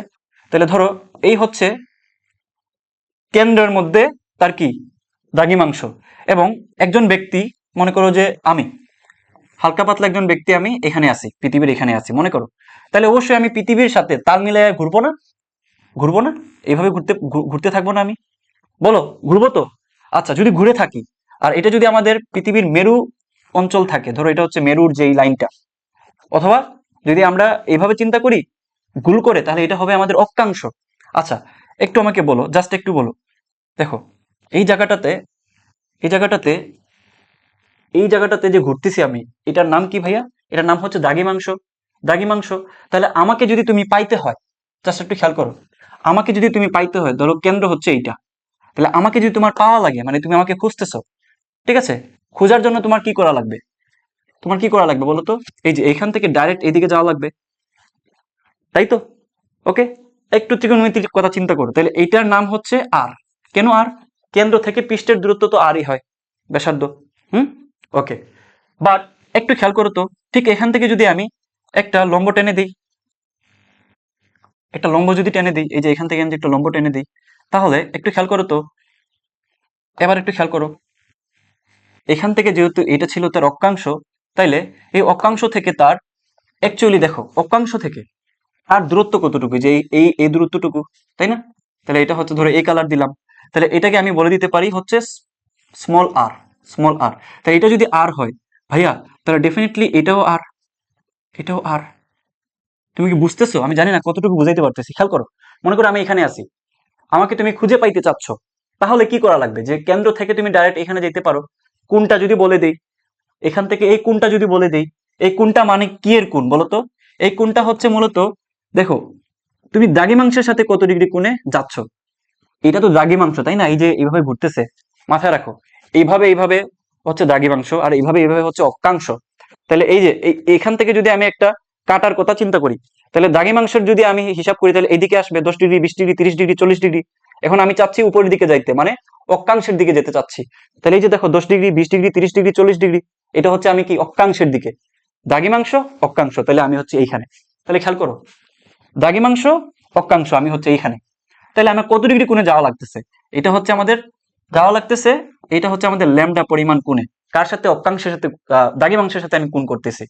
এবং এখান থেকে এটা লম্ব টেনে দিলে, এটা যদি আর হয়, তাহলে ডেফিনেটলি এটাও আর, এটাও আর। এখান থেকে লম্ব টেনে দিলে, তাহলে একটু খেয়াল করো তো, আমি জাস্ট ওই ছোট্ট অংশটুকুকে বাইরে নিয়ে আসি, বাইরে যদি নিয়ে আসার চেষ্টা করি, একটু খেয়াল করো, এই যে এই ছোট্ট অংশটুকুকে, এই যে এই অংশটুকু আমি বাইরে নিয়ে আসছি, আর একটু বড় করি নাকি, বেশি ছোট হয়ে যাচ্ছে। আচ্ছা, বাইরে নিয়ে আসছি। তাহলে একটু খেয়াল করো, এখানে আমি কোনটাকে কি বলতেছিলাম? আমি বলতেছিলাম এটা হচ্ছে আমাদের small R, this is our capital R. আর এটা যদি তোমার মনে করো যে এটা যদি তোমার হয় ল্যামডা, তাহলে ডেফিনেটলি এই কোণটাও হবে কি? ল্যামডা, অনুরূপ কোণ। তাহলে এই কোণটা হচ্ছে ল্যামডা। সো এখান থেকে কোণের বিপরীতে থাকে লম্ব, এটা হচ্ছে ভূমি, বড়টা হচ্ছে অতিভুজ। তাহলে এখান থেকে আমি বলতে পারি যে cos ল্যামডা ইকুয়ালস টু, দেখো এটাকে কি বলতেছি? এটাকে বলতেছি ভূমি, এটা হচ্ছে অতিভুজ। তাহলে cos থিটা হবে কি? ভূমি বাই অতিভুজ, তাহলে ভূমি হচ্ছে আর, হুইচ ইজ আর বাই আর। তাহলে এখান থেকে আমরা স্মল আর ইকুয়ালস টু পাচ্ছি আর cos ল্যামডা, আর cos ল্যামডা। ওকে, তাহলে এতটুকু তো বুঝতে পারতেছো? এতটুকু না বুঝলে আমাকে জাস্ট একটু কমেন্ট করে জানাও, জাস্ট একটু কমেন্ট করে জানাও যে এতটুকু বুঝতে পারতেছো কিনা। যদি এটা বুঝে থাকো, তাহলে আমি শর্ট করে বুঝাচ্ছি তোমাদেরকে, এখানে আরো কিছু পড়াশোনা আছে, বাট সলভ করতে যা লাগবে, আমি তো কম্প্যাক্ট ক্লাস করাচ্ছি তোমাদেরকে, তাই না? সলভ করতে যা লাগবে তা দেখাই দিচ্ছি। তাহলে এটা যদি আমার আর cos থিটা হয়, তাহলে এই যে দেখো, তাকে কেন্দ্রমুখী ফোর্সের যোগান দিতে যে তার যে জি এর তারতম্য হচ্ছে। কেন জি এর তারতম্য হচ্ছে? কারণ পৃথিবী ঘুরতেছে, তাহলে পৃথিবী ঘুরতেছে মানে আহ্নিক গতি, তাহলে আহ্নিক গতির কারণে তার জি এর তারতম্য হচ্ছে। এটা আমরা বের করতে পারি এই সূত্রের মাধ্যমে, দেখো, which is G dash equals to হবে জি মাইনাস ওমেগা স্কোয়ার আর cos স্কোয়ার ল্যামডা। ভাই এটা কিভাবে আসছে? দরকার নাই, তুমি বিজ্ঞানী না, তুমি এখন বিজ্ঞানী হওয়া লাগবে না, তোমার দরকার সলভ করাটা। এটা জাস্ট মুখস্থ করো, জাস্ট মুখস্থ করো যে অরিজিনাল যে জি মাইনাস ওমেগা স্কোয়ার আর cos স্কোয়ার ল্যামডা। তাহলে এটা যদি মুখস্থ থাকে, তাহলে এখান থেকে তুমি বাকি সব ম্যাথ করে ফেলতে পারবা। এতটুকু কি বুঝছো কিনা? বুঝতে পারলে চলো আমরা প্রবলেম সলভের দিকে আগাই। নেক্সট, দেখো আমাদের একটা কোয়েশ্চেন দিয়েছে, এটা আসছে বরিশাল বোর্ড, দিনাজপুর বোর্ড, আবার বরিশালে আসছে 17তে, কয়েকবার আসছে। দেখো, একজন পদার্থবিদ 70 কেজি বস্তুকে 30 ডিগ্রি উভয় অক্ষাংশ রাখলেন। উভয় অক্ষাংশ মানে দ্রাঘিমাংশ এবং অক্ষাংশে কত, 70 ডিগ্রি। ওকে, পৃথিবীর আবর্তনকাল দেওয়া আছে কত, 24 আওয়ার, এবং এম আর দেওয়া আছে, জি এর মান দেওয়া আছে। বলছে পৃথিবী ঘূর্ণনের জন্য 70 ডিগ্রি উত্তর অক্ষাংশে রৈখিক বেগ কত। এটা দেখে অনেকের মাথা ঘুরে যাবে, বাট আগে যা শিখাইছি একটু রিলেট করো আমার সাথে, পানি ভাত হয়ে যাবে, খেয়াল করো। এখন আমরা জানি কি, আমরা এই সূত্রটা সবার জানার কথা, যে রৈখিক বেগের সাথে কৌণিক বেগের সম্পর্ক হচ্ছে B equals to omega R. Omega R, okay. তাহলে আমাদেরকে বলছে রৈখিক বেগ বের করার জন্য। এখন দেখো, এই যে ওমেগাটা আছে, এই ওমেগাকে আমরা লিখতে পারি 2 পাই/টি। টি মানে হচ্ছে পর্যায়কাল, পর্যায়কাল মানে টি এর মান কত হবে, আহ্নিক গতির জন্য যেহেতু আমরা বের করতেছি, তাহলে একবার ঘুরে আসতে লাগে পৃথিবীর 24 ঘন্টা। তাহলে এখানে মানটা আমরা জানি। আমাদের কাজ হচ্ছে এই আর কে নিয়ে, তাই না? এই আর কে নিয়ে আমাদের কাজ, ঠিক আছে? তাহলে এই যে আর, এইটা মূলত হচ্ছে, দেখো এই আরটা হচ্ছে স্মল আর হবে, ভুলে আমি বড় আর দিয়ে দিছি। দেখো, এটা হচ্ছে স্মল আর হবে, এটা হচ্ছে ওমেগা আর। ওকে, তাহলে একটু খেয়াল করো। তাহলে এই আর সমান আমরা কি জানি, আর কজ ল্যামডা, ঠিক আছে? তাহলে এখানে যদি আমরা একটু বসানোর চেষ্টা করি, এটা যদি আমাদের হয় ওমেগা, তাহলে আলটিমেটলি এই সূত্র যদি বসাই, ভি ইকুয়ালস টু 2 পাই/টি, টি মানে কত, 24 ঘন্টা, ইন্টু সেকেন্ডে নিলে 3600 দিয়ে গুণ করে দিবা। ওকে, ইন্টু এই আর মানে হচ্ছে আর কস থিটা, আর আর কত, পৃথিবীর ব্যাসার্ধ কত, 6.4 ইন্টু 10⁶, ইন্টু কস কত ডিগ্রি ভাইয়া, 70 ডিগ্রি। শেষ কাহিনী। এটা একটু বসাও, তাহলে তোমাদের আনসার চলে আসবে। আর অলওয়েজ এখানে স্মল আর বসাবা যদি রৈখিক বেগের কথা বলে। তাহলে 24 into 3600 into 6.4 into 10⁶ into cos কত, 70, হচ্ছে 159.18। This is metre per second. তো দিস ইজ আওয়ার আনসার, ঠিক আছে? বুঝতে পারতেছো? এখন আমাদেরকে কি বলছে দেখো তো, আবর্তনজনিত কারণে উল্লেখিত স্থানে বস্তুটির ওজন বাড়বে না কমবে। আবর্তনের কারণে অবশ্যই তার জি এর তারতম্য হবে, কতটুকু হচ্ছে, কমবে তো অবশ্যই, কতটুকু কমবে সেটা বের করতে বলতেছে। তাহলে সেটা বের করি, চলো। একটু আগেই তো আমরা এটা দেখে আসছি, সূত্রটা দেখে আসছি না, চার্নিক গতির কারণে তার আসলে কিভাবে কমে। তাহলে এটা বের করার জন্য একটু জাস্ট এখানে একটা পার্টিশন দিয়ে দিই, তোমরা বুঝতে সমস্যা হবে পরবর্তীতে। দেখো, আমরা সূত্র কি জানতাম, ওজনের কথা বলছে না, তাহলে আমরা আগে জি এর তারতম্যটা বাইর করি। তাহলে জি ইকুয়ালস টু হবে, জি ড্যাশ ইকুয়ালস টু হবে জি মাইনাস ওমেগা স্কোয়ার আর কস ল্যামডা, ঠিক আছে? বুঝতে পারতেছো? তাহলে এখন এখান থেকে কি করবা, এখান থেকে জি এর মান, জি এর মানটা কত, জি এর মানটা হচ্ছে দেওয়া নাই, তার মানে হচ্ছে আমাদের জি এর মানটা ধরে নিতে হবে, এই যে দেওয়া আছে অভিকর্ষ ত্বরণ। তাহলে অভিকর্ষ ত্বরণ এটা আসলে লাগতেছে না, কারণ আমাদের এটা যেহেতু নিচ্ছি পৃথিবীর কথা চিন্তা করে, ঠিক আছে? পৃথিবীর কথা চিন্তা করে, এই যে পৃথিবীর কথা বলছে, পৃথিবীর কথা বললে আমাদের এই জিটা নিব না, এই জিটা হবে হচ্ছে 9.8। ভেরি কেয়ারফুল, এটা দিছে এক্সট্রা তথ্য তোমাদেরকে বিভ্রান্ত করার জন্য, এটা লাগবে না, তুমি নিবা পৃথিবীরটা, কারণ তুমি পৃথিবীর হিসাবটা করতেছো। তাহলে পৃথিবী থেকে কত কমছে আগে, এটাই তো হিসাব করবা তুমি, তাই না? তাহলে কমছে অ্যাকচুয়ালি মাইনাস ওমেগা স্কোয়ার মানে কত, 2 পাই/ কত, 24 ইন্টু 3600 হোল স্কোয়ার ইন্টু আর, আর মানে হচ্ছে 6.4 ইন্টু 10⁶ ইন্টু কস কত, কস 70 ডিগ্রি, 70 ডিগ্রি। ক্যালকুলেটরটা দেখে নিবা ডিগ্রিতে আছে কিনা। তাহলে 9.8 মাইনাস 2 পাই/3600 ইন্টু 24, এটার উপরে স্কোয়ার হলো, ইন্টু তারপর হচ্ছে 6.4 ইন্টু 10⁶, তারপর হচ্ছে ইন্টু কস কত, 70 ডিগ্রি, কস 70 ডিগ্রি। তাহলে আনসার চলে আসছে দেখো 9.788 metre per second square. So this is our new G dash. তাহলে এখন আমাদেরকে কি বলছে বলো তো, আমাদেরকে কোয়েশ্চেন করছে আবর্তনজনিত কারণে উল্লেখিত স্থানে বস্তুটির ওজন বাড়বে না কমবে। তাহলে ওজন আমাদের শুরুতে কত ছিল, পরে কি হয়েছে, জাস্ট এটুকু আমাদের বের করলেই তো হয়ে যাচ্ছে, তাই না? তাহলে একটু বলো তো, এই জায়গাটাতে আমার ওজন প্রথমে কি ছিল, প্রথমে ওজন হবে পৃথিবীর জন্য কত, ই আর্থ, তাহলে হচ্ছে এম জি। বস্তুর ভর কত দেওয়া আছে, 70 কেজি, তাহলে 70 ইন্টু 9.8, এটা হচ্ছে পৃথিবীর জন্য, তাই না, আর্থের জন্য। পরবর্তীতে ঘোরার কারণে যেটা পাইছি, মনে করো যে ডাব্লিউ মানে ওজনটা ইকুয়ালস টু হবে, ধরো নতুন যেটা আছে ড্যাশ ইকুয়ালস টু এম মানে কত, 70 ইন্টু নতুন জি কত পাইছি, 9.788, গুণ করে দিবা। গুণ করে দিলে অবশ্যই দুইটা থেকে একটা ফারাক আসবে, ঠিক আছে, যেহেতু এটা বেশি তাহলে এটা বেশি, এটা কম তাহলে এটা কম, তাহলে অবশ্যই পৃথিবীতে বেশি ঘোরার কারণে তার এতটুকু কমবে, কতটুকু কমবে ডিফারেন্সটাও দিয়ে দিবা। বুঝছো, এগুলো তো তোমরা নিজেরাই পারবা। নেক্সট, মহাকর্ষীয় প্রাবল্য ও বিভব। এটা খুবই ইম্পর্টেন্ট একটা টপিক, এখান থেকে প্রচুর পরিমাণে বোর্ডে কোয়েশ্চেন আসে। জাস্ট একটু টেস্ট পেপার উল্টায় পাল্টায় দেখো, তাহলে খুঁজে পাবা। আমি তোমাকে যতটুকু বেসিক দেখাবো এখানে, ওইটুকু পারলেই তুমি বাকি সব প্রবলেম সলভ করতে পারবা। সো একটু কেয়ারফুলি দেখো, ঠিক আছে? তো আমরা যদি প্রথমে প্রাবল্য নিয়ে চিন্তা করি, তাহলে চিন্তা করো এটা একটা বিন্দু ভর অথবা একটা গ্রহের কথা চিন্তা করো। তাহলে এই যে গ্রহটা আছে, এই গ্রহটার ভর কি ভাইয়া বলো তো? এই গ্রহটার ভর হচ্ছে এম এবং ব্যাসার্ধ হচ্ছে আর।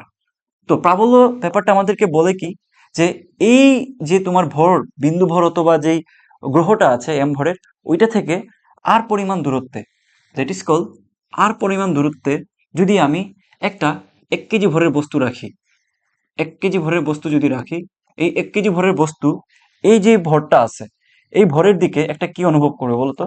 একটা এইদিকে মহাকর্ষীয় বল অনুভব করবে, হুইচ ইজ এফ, তাই তো? এই ব্যাপারটাকেই আমরা বলতেছি প্রাবল্য। তাহলে সূত্র কি হবে বলতো? সূত্র হবে প্রাবল্য E equals to G M divided by R square. ঠিক আছে, জাস্ট মুখস্থ করে ফেলি, দিস ইজ আওয়ার প্রাবল্য। প্রাবল্য, ওকে। আচ্ছা, তো এখন যদি আমি তোমাকে বলি যে হোয়াট ইজ বিভব, তাহলে মনে করো এটাও সেম একটা বিন্দু ভর অথবা একটা উপগ্রহের কথা চিন্তা করো। তাইলে এটার ক্ষেত্রে একটু ভাবো তো, আমি কি করতেছি এখন, মনে করো যে এই অসীম থেকে একটা একক ভরের বস্তুকে এই ক্ষেত্রতে নিয়ে আসতেছি। এটা যদি একটা বিন্দু ভর হয়, তাহলে নিশ্চয়ই তার একটা ইফেক্টিভ এরিয়া আছে তার, তাই না? যেখানে কিনা সে আকর্ষণ অনুভব করবে, ওইখানে নিয়ে আসতে এই যে আমার একক ভরের বস্তু যেটা ছিল, এই একক ভরের বস্তুকে নিয়ে আসতে একটা কাজ হয়েছে না? তাহলে এটার ক্ষেত্রেও তার ভর হচ্ছে এম এবং ওই গ্রহর ব্যাসার্ধ হচ্ছে আর। তাহলে এখান থেকে তার দূরত্ব কি হবে? দূরত্ব হবে হুইচ ইজ, মনে করো যে আর, ঠিক আছে, স্মল আর। ওকে, তাহলে এই ক্ষেত্রে আমার এটাকে নিয়ে আসতে একটা কাজ হয়েছে, এই কাজটাকে আমরা বলতেছি মূলত বিভব। তাহলে বিভব হচ্ছে minus G M by R. Okay, G M by R. এখন যদি আমাদেরকে বলে বিভব শক্তি, তাহলে হুইচ ইজ ইপি, তাহলে বিভব শক্তি হবে minus G M M divided by R. ঠিক আছে, জাস্ট একটা এম গুণ করে দিব। এটা হচ্ছে একক ভরের জন্য আমার যতটুকু কাজ হচ্ছে, আর এম ভরের জন্য যতটুকু কাজ হবে এটাই হচ্ছে আমাদের বিভব শক্তি। ওকে, সো দিস ইজ আওয়ার বিভব এন্ড দিস ইজ আওয়ার প্রাবল্য। বুঝতে পারতেছি?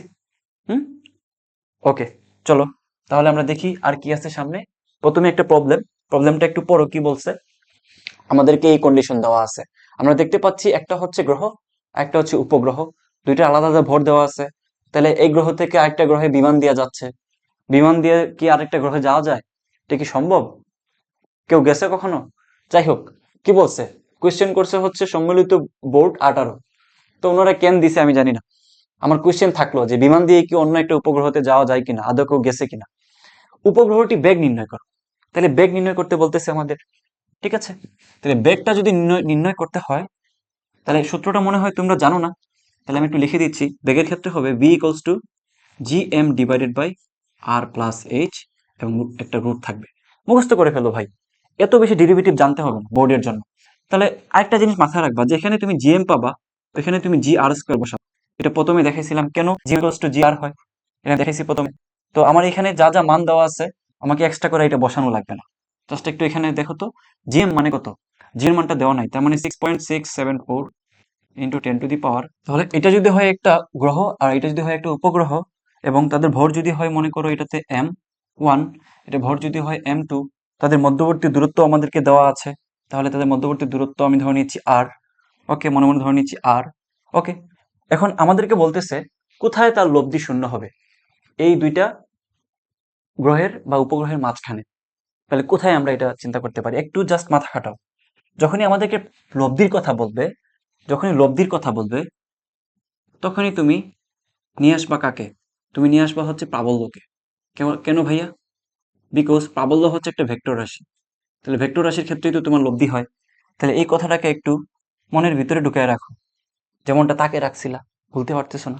ওকে, তাহলে একটু বলো, যেহেতু লব্ধি মানেই প্রাবল্য, তাহলে আমি এমন একটা পয়েন্ট নিতে হবে যেই পয়েন্টে এই যে আমার গ্রহটা আছে, এই গ্রহ কর্তৃক এই বিন্দুর প্রাবল্য আবার এই গ্রহ কর্তৃক ওই বিন্দুর প্রাবল্য সমান হবে, তাহলে সমান হলেই তাদেরকে আমরা এক সাইডে নিয়ে আসলে 0 হয়ে যাবে। ঠিক আছে, তাহলে একটু বলো, আমরা এই জায়গাটা থেকে যদি একটা 1 কেজি ভরের বস্তু রাখি, 1 কেজি ভরের বস্তু রাখি, তাহলেই তো আমাদের এই ঝামেলাটা মিটে যাচ্ছে। তাহলে কি হবে বলো তো, তখন এই যে তোমার বড় যে গ্রহটা আছে, উনি টানবে একে এইদিকে, আবার উনি টানবে এইদিকে, এইদিকে। তাহলে দুইজনে দুইভাবে টানা আলটিমেটলি তার লব্ধিটাকে শূন্য করে ফেলবে। বোঝা যাচ্ছে কথাটা? যদি বোঝা যায় তাহলে আমাকে একটু বলো তো, এই যে M1 ভরের গ্রহটা আছে, এটা কর্তৃক যেই প্রাবল্য, এটা কর্তৃক যেই প্রাবল্য, দুইটা সমান হলেই তো আমাদের একমাত্র কি হবে, লব্ধি শূন্য হবে। এখন তোমার কোয়েশ্চেন থাকতে পারে যে ভাই আপনি কেন এই পয়েন্টটা এই সাইডে বেশি দিয়ে রাখলেন, কেন মাঝামাঝি রাখলেন না বা এই সাইডে রাখলেন না? তাহলে একটু খেয়াল করো, এই কোয়েশ্চেনটা আসাটা খুবই যৌক্তিক, খুবই যৌক্তিক। তাহলে ই ইকুয়ালস টু আমরা জানি কি, G M divided by R square. তাহলে একটু খেয়াল করো, ইটা নির্ভর করতেছে আমার কার উপরে, এম এর উপরে এবং হচ্ছে আর এর উপরে। তাহলে দেখো, এমটা হচ্ছে সমানুপাতিক, আরটা হচ্ছে ব্যস্তানুপাতিক বর্গের। তাহলে আমার আমার ইচ্ছা কি, আমার ইচ্ছা হচ্ছে ইটাকে সমান রাখা দুই ক্ষেত্রে। তাহলে একটু খেয়াল করো, এই জায়গাটাতে আর এর মানটা কম, তাহলে ডেফিনেটলি তার এম যেটা আছে, এম এর মানটাও কম এখানে, তাহলে দুইটাই কম। তাহলে দুইটা কম থাকলে খেয়াল করো, যেহেতু নির্ভর করতেছে ভরের উপরে এবং হচ্ছে তার দূরত্বের উপরে, তাহলে আমি যদি এটাকে কাছে রাখি তাহলে আমার আর এর মান কমতেছে। আর এর মান কমা মানে কি, ই এর মানটা বাড়া, আলটিমেটলি তো আমার এম এর মানটা ছোটই। তাহলে আমার দূরত্ব যত কমতেছে আমার ই এর মান তত বাড়তেছে। আর এখানে যেহেতু অলরেডি আমার এম এর মানটা বেশি আছে, তাহলে আমার এই জায়গাটাতে একটাই সুবিধা, সেটা হচ্ছে আমি এখান থেকে আর এর মানটা বাড়াইতে পারি। তাহলে আর এর মানটা বাড়াইলে আলটিমেটলি আমার দুইটাতে সাম্যাবস্থা চলে আসবে। কথা কি বুঝাইতে পারতেছি?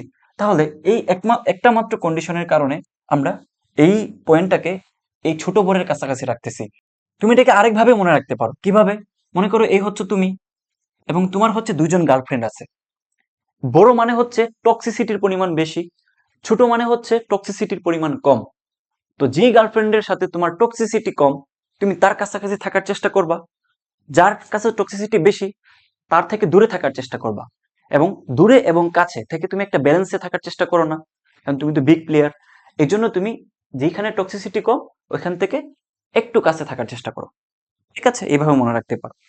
আচ্ছা, সো এখন আমরা যদি সলভ করার চেষ্টা করি, খেয়াল করো, আমরা যদি এই বস্তুর জন্য মানে এই গ্রহর জন্য প্রাবল্যটা দেখি, তাহলে এটা হবে GM1 ডিভাইডেড বাই আর মানে কত, এক্স স্কোয়ার। কারণ আমি একটু ধরে নিচ্ছি এক্স, তাহলে দিস ইজ আওয়ার কি হবে বলো তো, আর মাইনাস এক্স।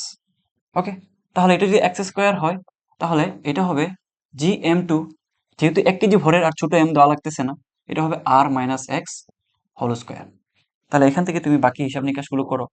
এবার হিসাব নিকাশগুলো কি হবে, R minus x divided by x square, অথবা তুমি এটাকে এভাবে হোল স্কোয়ার দিয়ে বলতে পারো M2 ডিভাইডেড বাই M1, জি কাটা যাচ্ছে। সো এখান থেকে r minus x divided by x equals to root over M2 divided by M1। So এখান থেকে আমি বলতে পারি কি বলতো, r minus x minus one equals to M2 by M1। So এখান থেকে যদি আমি এই মাইনাস ওয়ানটাকে নিয়ে যাই, তাহলে এইদিকে হয়ে যাবে কি, এদিকে হয়ে যাবে প্লাস ওয়ান। ঠিক আছে, প্লাস ওয়ান। তাহলে আলটিমেটলি আমার এখান থেকে এক্স এর মান আসতেছে r divided by root over M2 M1 plus one. এটাকে তুমি শর্টকাট হিসেবে ইউজ করতে পারো যদি এমসিকিউ আসে কোথাও। এমসিকিউ যদি কোথাও আসে তাহলে তুমি এটাকে শর্টকাট হিসেবে ইউজ করতে পারো। তাহলে সবকিছু তো তোমার দেওয়া আছে না? তাহলে তুমি এখান থেকে যেহেতু সবকিছু গিভেন, তাহলে মানটা বসাও, আনসার বের করো, তাহলে তোমার আনসারটা চলে আসবে। তাহলে তুমি বলতে পারবা যে এক্স মানে কি, বলতে পারবা যে গ্রহ থেকে এক্স পরিমাণ দূরত্বে তার প্রাবল্যটা শূন্য হবে বা লব্ধিটা শূন্য হবে। ওকে, নেক্সট এই কোয়েশ্চেনের দিকে একটু খেয়াল করো, কি বলছে, 2 মিটার বাহু বিশিষ্ট ABCD বর্গক্ষেত্রের কেন্দ্র ও উক্ত বিন্দুতে 1 কেজি ভরের একটি বস্তু রাখা আছে। ABCD বিন্দুতে যথাক্রমে আবার 4 কেজি 4 কেজি 2 কেজি 2 কেজি ভরের 4টি বস্তু রাখা আছে। ও বিন্দুতে, প্রথম কোয়েশ্চেনটা, ও বিন্দুতে মহাকর্ষীয় বিভব নির্ণয় করো। তাহলে এরকম বর্গ দিয়ে প্রচুর পরিমাণে কোয়েশ্চেন আসে। তাহলে আমাদেরকে প্রথম কোয়েশ্চেনে করছে মহাকর্ষীয় বিভব নির্ণয় করতে। তাহলে আমরা এই যে একটা বর্গের ক্ষেত্রে কিভাবে ঘটনা ঘটে একটু খেয়াল করি। এই হচ্ছে একটা বর্গ, যার কিনা এই যে দেখো চার মাথায় হচ্ছে 4টা ভরের আমার বস্তু আছে, তাহলে এটা হচ্ছে 4 কেজি, অলসো 4 কেজি, এবং এটা হচ্ছে 2, এটাও 2। এখন আমাদেরকে বলছে কি বিভব বের করার জন্য, তাই তো? বিভব বের করার জন্য। তাহলে এই বিভব যদি বের করার কথা বলে, তাহলে একটু ভালো মতো খেয়াল করো। এইখানটাতে এখানটাতে আমাদের মাঝখানে একটা কি রাখা আছে, বস্তু রাখা আছে 1 কেজি ভরের, 1 কেজি ভরের। তাহলে এই দেখো এখান থেকে এখানে যে দূরত্ব এবং এখান থেকে এখানে যে দূরত্ব, এটাও সেম। এখান থেকে এখানের দূরত্ব এবং এখান থেকে এখানে যে দূরত্ব সেম হবে। সেম হবে কিনা? অবশ্যই হবে, বিকজ এটা একটা চতুর্ভুজ। তাহলে এই মধ্যবিন্দু থেকে প্রত্যেকটা কর্ণ সেম দূরত্বে থাকবে। তাহলে আমি প্রত্যেকটাকে আমি বলে দিতে পারি, এটা যদি আর হয়, this is also r, this is r, this is also r. Okay, তাহলে আমাদেরকে বের করতে বলতেছি বিভব। তাহলে একটা জিনিস মাথায় রাখো, যেহেতু আমাদেরকে এখানে মান দেওয়া আছে এটা 2, মানে বাহুগুলোর আর এর মান তো দেওয়া নাই। তাহলে এখান থেকে আমি খুব ইজি ভাবে আর এর মানটা বের করতে পারি। কিভাবে? কিভাবে দেখো, এই যে এই অংশটুকুকে যদি আমি নিয়ে কাজ করি, তাহলে এই অংশটুকু নিয়ে যদি কাজ করি, তাহলে এই যে তোমার মধ্যবর্তী কোণটা যেটা, এই কোণটা ডেফিনেটলি 90 ডিগ্রি। এই চতুর্ভুজ থেকে আমরা এটা বলে দিতে পারি, হালকা জিওমেট্রি থেকেই বলতে পারি। তাইলে আমি যদি এই ছোট্ট অংশটুকু যদি একটু বাইরে নিয়ে আসি, তাহলে একটু বাইরে বাইরে নিয়ে আসার চেষ্টা করি, তাহলে এটা হচ্ছে এইটা। তাহলে এটা যদি হয়, তাহলে এই কোণটাকে আমরা কি বলতে চাচ্ছি? 90 ডিগ্রি। এটা যদি 90 ডিগ্রি হয়, এটা যদি আর হয়, এটা যদি অলসো আর হয়, এটা যদি 2 হয়, তাহলে পিথাগোরাস থেকে আমরা এখান থেকে অ্যাপ্লাই করে বলে দিতে পারি কি, যে 2r² ইকুয়ালস টু 4। মানে কি দেখো, লম্ব স্কোয়ার ভূমি স্কোয়ার ইকুয়ালস টু অতিভুজ স্কোয়ার। তাহলে 2r² equals to 4। That means R equals to কত হবে? আর ইকুয়ালস টু হবে 2। তাহলে আমরা আর পাইছি কত? আর পাইছি হচ্ছে এই জায়গাটাতে 2। তাহলে আর যদি 2 পায়ে থাকি, তাহলে আমাদেরকে বলছে কি বের করার জন্য? বিভব বের করার জন্য। তাহলে বিভবের কথা মাথায় আসলে তুমি একটা জিনিস মাথায় রাখবা, বিভব যেহেতু হচ্ছে আমাদের স্কেলার রাশি, বিভব কি? বিভব হচ্ছে স্কেলার রাশি। তো ডেফিনেটলি এখানে যাই বলুক না কেন যোগ করে দিবা, যোগ করে দিবা। তাহলে যোগ করে দিব মানে হচ্ছে এই জায়গাটাতে, ঠিক এই বিন্দুটাতে আমাদের বিভবটা হবে কি, V equals two v1 plus v2 plus, অন্যভাবে লিখি, va plus vb plus vc plus vd। ওকে, তাহলে একটু আমাকে বলো তো, জি এর মান এবং আর এর মানটা তো এখানে সেম। তাহলে একটার জন্য হচ্ছে minus G M by R, ঠিক আছে, এর জন্য। তাহলে সবগুলোর জন্য এরকম হতেই থাকবে, হতেই থাকবে। তাহলে এখান থেকে আমি একবারে যদি লেখার চেষ্টা করি, তাহলে কি হবে দেখো, এখানটাতে জি মাইনাস জি, এবং খেয়াল করো এই জায়গাটাতে আর এর মানটা সেম। তাহলে বাকি যা আছে একটা মাইনাস কমন নিয়ে আসে, সবগুলো যোগ হয়ে যাবে, which is M A plus M B plus M C plus M D. ঠিক আছে, তাহলে এইখানে জি এর মানটাও জানো, আর এর মানটাও জানো। তাহলে এখান থেকে তুমি জাস্ট সুন্দর মতো আনসার বের করে দিয়ে আসতে পারবে না? সবকিছু তো জানা আছে তোমার। তাহলে নেক্সট কোয়েশ্চেনের দিকে একটু তাকাও, কি বলছে। নেক্সট কোয়েশ্চেনের দিকে তাকাও, বলছে কি, যে ও বিন্দুতে স্থির থাকবে কিনা গাণিতিকভাবে বিশ্লেষণ করো। এইখানে 1 কেজি ভরের বস্তুটা স্থির থাকবে কিনা গাণিতিকভাবে বিশ্লেষণ করতে বলতেছে। তাহলে স্থির থাকা না থাকা এই জিনিসটা জাস্ট চিত্র থেকে আমরা অনেকভাবে বলে দিতে পারি। কিভাবে বলে দিতে পারি দেখো তো, এই হচ্ছে আমাদের সেই বর্গটা। তাহলে বর্গ 4 বিন্দুতে 4টা আমাদের আরো ভর আছে, তাই না? তাহলে আরো ভর কি কি আছে? এখানে হচ্ছে আমাদের 4 কেজি, অলসো 4 কেজি, এবং এখানে হচ্ছে 2 কেজি, এখানে হচ্ছে 2 কেজি। সো এটা প্রাবল্য দিয়ে বের করা যায়, আবার এফ দিয়েও বের করা যায়। ঠিক আছে, এফ এর মান দিয়ে বের করে ফেলা যায়। ঠিক আছে, দেখো আমি কোনভাবে দেখাবো। ধরো আমি যদি এটাকে মনে করি এম ভরের একটা বস্তু আছে এখানে, তাহলে 1 কেজি ভরের নিয়ে কাজ করতেছে, তাই না? তাহলে 1 কেজি ভরের বস্তু নিয়ে কাজ করতেছে। তাহলে 1 কেজি ভরের বস্তু নিয়ে কাজ করলে এটাই হচ্ছে প্রাবল্যের কাজ। প্রাবল্যের কাজ, ঠিক আছে। তাহলে প্রাবল্যের কাজ, অথবা তুমি এটাকে ফোর্স দিয়ে চিন্তা করো। এই বস্তুটা ভর যদি হয় মনে করো যে এম, তাহলে এই বস্তুটা ভর হচ্ছে এম এ, যেহেতু এটা এ পয়েন্ট, এটা হচ্ছে M B, this is M C, this is M D. Okay, আচ্ছা একটু আমাকে বলো তো, তোমরা নিজেরা একটু আমাকে বলো, এই যে তোমার একক ভরের বস্তুটা আছে, এইটা কি এই ভরের বস্তু ঠিক কোনাকুনি টানবে না তাকে, তার দিকে? তার মানে এই যে এখান থেকে টান দিবে কিনা? অবশ্যই একটা টান দিবে তাকে, সুন্দর করে একটা টান দিবে। কিন্তু এ কি বসে থাকবে? এই বিন্দুর এ কি বসে থাকবে? ভাইয়া না, সে তো বসে থাকবে না, তাহলে সেও একে টান দেওয়ার চেষ্টা করবে এইদিকে। একইভাবে এই যে এই ব্যক্তিও এই যে 4 কেজি ভরের ব্যক্তি তাকে এইদিকে টানার চেষ্টা করবে, আবার এই 2 কেজি ভরের ভদ্রলোকটাও তাকে এদিকে টানার চেষ্টা করবে। তার মানে দেখো একটা বিন্দুকে কতজনে টানা হেঁচড়া করতেছে। এটা ভার্সিটির চতুর্ভুজের প্রেমের কাহিনী। ওই যে মধ্যমণি যে আছে তাকে 4 জনে টানতেছে, তাহলে সে যাবে কোন দিকে? চলো আমরা এখান থেকে ভেক্টর দিয়ে বের করে ফেলতে পারি। ভেক্টর দিয়ে মাথায় রাখবা, যখনই আমাদেরকে বলবে যে বস্তুটি স্থির কিনা বা লব্ধি সমান কিনা, তাহলে এই ধরনের ব্যাপারগুলোতে অবশ্যই ভেক্টরের কথা মাথায় নিয়ে আসবা। এবং প্রাবল্য অলওয়েজ হচ্ছে ভেক্টর, প্রাবল্য হচ্ছে অলওয়েজ ভেক্টর। তাহলে আমরা একটু খেয়াল করো, এই জায়গাটাতে আমরা কি বলতে পারি? এই জায়গাটাতে আমরা বলতে পারি যে এখান থেকে যেই এফ যেটা আসবে, মানে নেট যে এফটা আসবে, মনে করো যে এই পয়েন্ট থেকে, হুইচ ইজ সি বিসি, ঠিক আছে, বা সিবি, সিবি সি থেকে বি ইকুয়ালস টু হবে, যেহেতু আমার 4 কেজি বেশি 2 কেজি থেকে, তাহলে এটা বেশি টানবে, তাহলে এই পয়েন্টটা হচ্ছে ও, তাহলে ও বি এটা বেশি হবে, বেশি পরিমাণে এখান থেকে ফোর্স ক্রিয়েট করবে, তাই না? কারণ আমরা জানি কি ভরের গুণফলের সমানুপাতিক। তাহলে এই জায়গাটাতে হবে এফ ও বি। এটা বি নাকি? এটা তো সি ছিল, তাই না? আমি বি লিখতেছি কেন, sorry. O B minus F O C, ঠিক আছে। আচ্ছা, তো এখান থেকে আমি কি লিখতে পারি দেখো তো? এখান থেকে আমি কি লিখতে পারি? ও বি, ও বি মানে অ্যাকচুয়ালি আমরা লিখতে পারি জি এম, এম মানে হচ্ছে এই জায়গাটাতে আমরা বি এম নিচ্ছি, আর ছোট ভর যেটা আছে এটা এম, তাহলে এটা আমরা 1 দিয়ে লিখতে পারি, divided by R, R square. তাহলে আর স্কোয়ার মানে কত? আর যেহেতু দুইটার ক্ষেত্রে সেম, তাহলে আর স্কোয়ার দিলাম, মাইনাস আবারও G M C 1 divided by r, যেহেতু সেম, সেম থাকলো।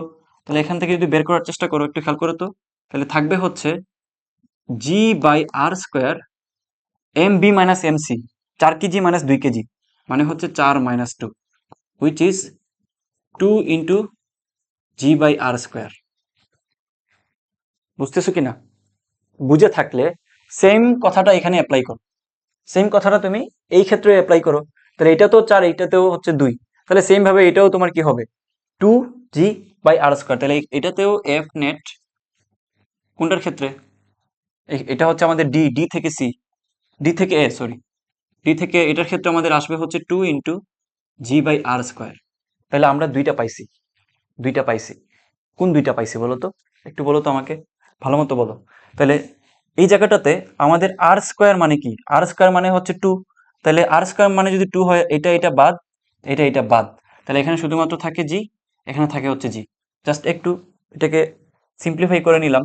তাহলে আমরা পাইছি কি দেখো, একটা বিন্দু ছিল এইটা, এই বিন্দুটাতে আমরা কাইটা কুইটা যেটা পাইছি সেটা হলো এইদিকে তাকে টানতেছে, অর্থাৎ ও বি এর দিকে, এদিকে তাকে টানতেছে ও এ এর দিকে, তাই না? এটা ছিল O, this is B, this is A, তাই না?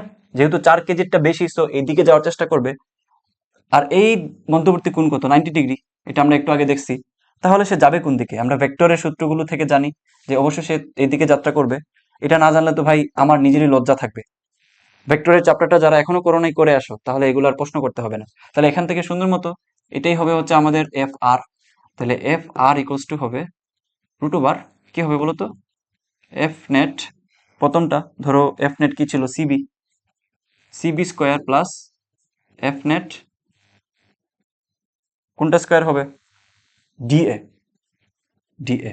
তাহলে এটা একটু হিসাব করো, স্কোয়ার মানে কি? এই জায়গাটাতে, এই জায়গাটাতে হবে প্রত্যেকটা মানে তো জি, তাহলে এটা হবে G square plus G square, তার মানে হবে কি 2 জি স্কোয়ার √, দ্যাট মিনস হবে √2 জি।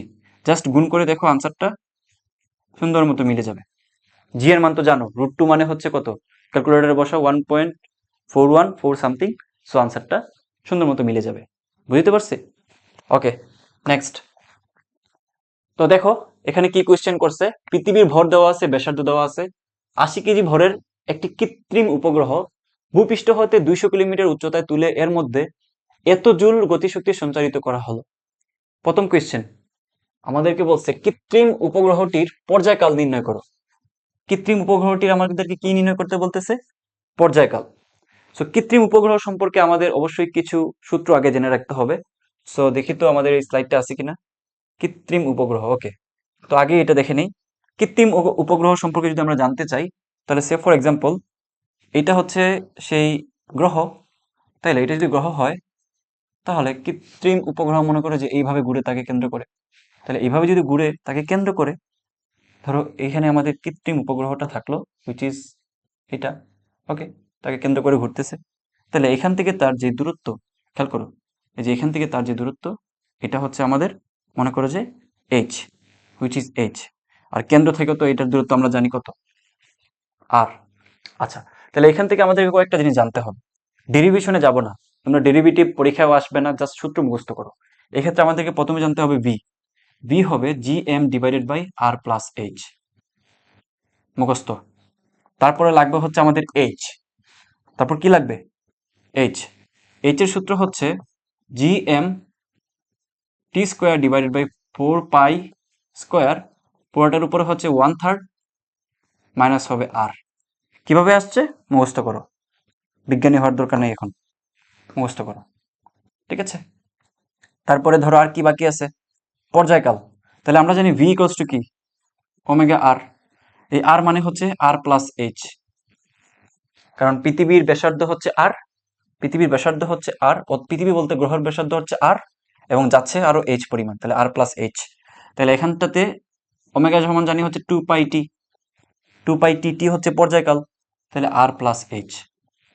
তাহলে এখানটাতে তুমি কি জানো, ভি এর মানটা জানো, পর্যায়কাল বের করতে চাচ্ছ, তাহলে এখান থেকে আমরা টি ইকুয়ালস টু বলতে পারি 2 pi divided by V into R plus H. তাহলে ভি এর মানটা জানি, কি জানি বলো তো, ভি এর মানটা এই যে একটু আগে আমরা এখান থেকে বের করছি।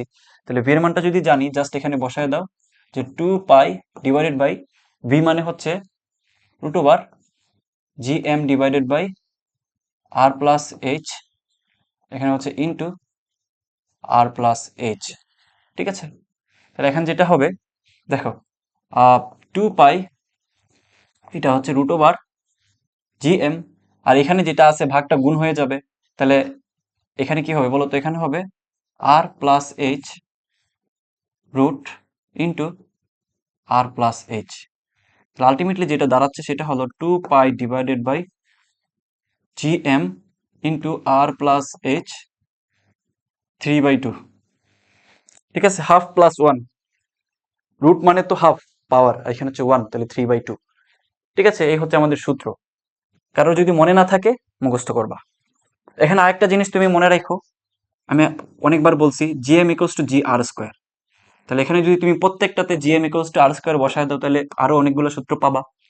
পাবা না এখান থেকে সূত্র, এখানে বসায় দাও, এখানে বসায় দাও, তাহলে এখান থেকেও সূত্র পাবা, এখান থেকে সূত্র পাবা, ঠিক আছে। এখানে আর কিচ্ছু বাকি নাই। সো এখন আমরা চলো এই যে পর্যায়কালের যে প্রবলেমটা ছিল, কৃত্রিম উপগ্রহটির পর্যায়কাল নির্ণয় করো। তাহলে পর্যায়কালের সূত্র একটু আগে দেখে আসছি, কি সেটা বলো তো, T equals to 2 pi divide by G M r plus H 3/2, this is পর্যায়কালের সূত্র। সো মানগুলো বসাও, 2 pi root over 6.674 into 10⁻⁻11 into M এর মান কত, এম এর মান দেওয়া আছে 6 ইন্টু 10⁻24, ওকে, ঠিক আছে। তারপর এই জায়গাটাতে আরো গুণ দিছে কত, গুণ দিছে হচ্ছে r plus H, which is 6.4 into 10⁻6 plus H মানে হচ্ছে কত, 200 কিলোমিটার, 200 ইন্টু 10⁻³ 3/2। তাহলে এইটাকে পুরোটাকে হিসাব করে ক্যালকুলেটরে বসে আনসার বের করলেই হয়ে যাচ্ছে। পরে কোশ্চেন কি বলছে দেখো, উদ্দীপকের উপগ্রহটিকে মহাশূন্যে পাঠানোর জন্য গতিশক্তির পরিবর্তন হবে কিনা। তাহলে কি করছে দেখো, একটা উপগ্রহকে আমাদের কক্ষপথে নিয়ে আসতে মূলত তাকে কতটুকু শক্তি সঞ্চারিত করা লাগছে এইটা, তার মানে একটু ভিজুয়ালাইজ করার চেষ্টা করো। এই যে এটা হচ্ছে আমাদের গ্রহ, আর এটা হচ্ছে আমাদের উপগ্রহ, ঠিক আছে। তাহলে তার কক্ষপথ কোনটা, এটা হচ্ছে তার কক্ষপথ। তাহলে একটু খেয়াল করো, এই যে এখান থেকে এইখানে নিয়ে আসতে তার কি পরিমাণ খরচ করা লাগছে, এই পরিমাণ। এখন কি চাচ্ছে, এখন চাচ্ছে উপগ্রহটিকে মহাশূন্যে পাঠিয়ে দিতে। মহাশূন্যে পাঠিয়ে দিতে মানে কোথায়, মহাশূন্যে পাঠিয়ে দিতে মানে হচ্ছে এই যে এখান থেকে তাকে মহাশূন্যে পাঠিয়ে দিতে চাচ্ছে। তাহলে এখানে কতটুকু দূরত্ব? মহাশূন্যে তার দূরত্ব হচ্ছে ইনফিনিটি। আমরা কি জানি মহাশূন্যে কতটুকু দূরত্ব আছে? আল্লাহ মালুম, ইনফিনিটি। তাইলে এখানটাতে আমরা ইজি ভাবে বলে দিতে পারি যে এখানে আর ইনিশিয়াল ছিল হচ্ছে আর প্লাস এইচ। ওকে, আর ফাইনাল আমরা জানি না, আর ফাইনাল হচ্ছে ইনফিনিটি। তাহলে আমাদের গতিশক্তির সূত্র হচ্ছে এই ক্ষেত্রে হবে জি এম এম, ওকে, গ্রহ উপগ্রহ এটার ভর, এবং এখানে হবে 1/r initial minus 1/r final. ওকে, তাহলে এখান থেকে জি এর মানটা জানি, এম এর মানটাও জানি, ছোট এম এর মানটাও জানি। এই এম এর মান কত? পৃথিবীর ভর দেওয়া আছে। এটার মান কত? 80 কেজি দেওয়া আছে, দেখো প্রশ্ন দেওয়া আছে 80 কেজি।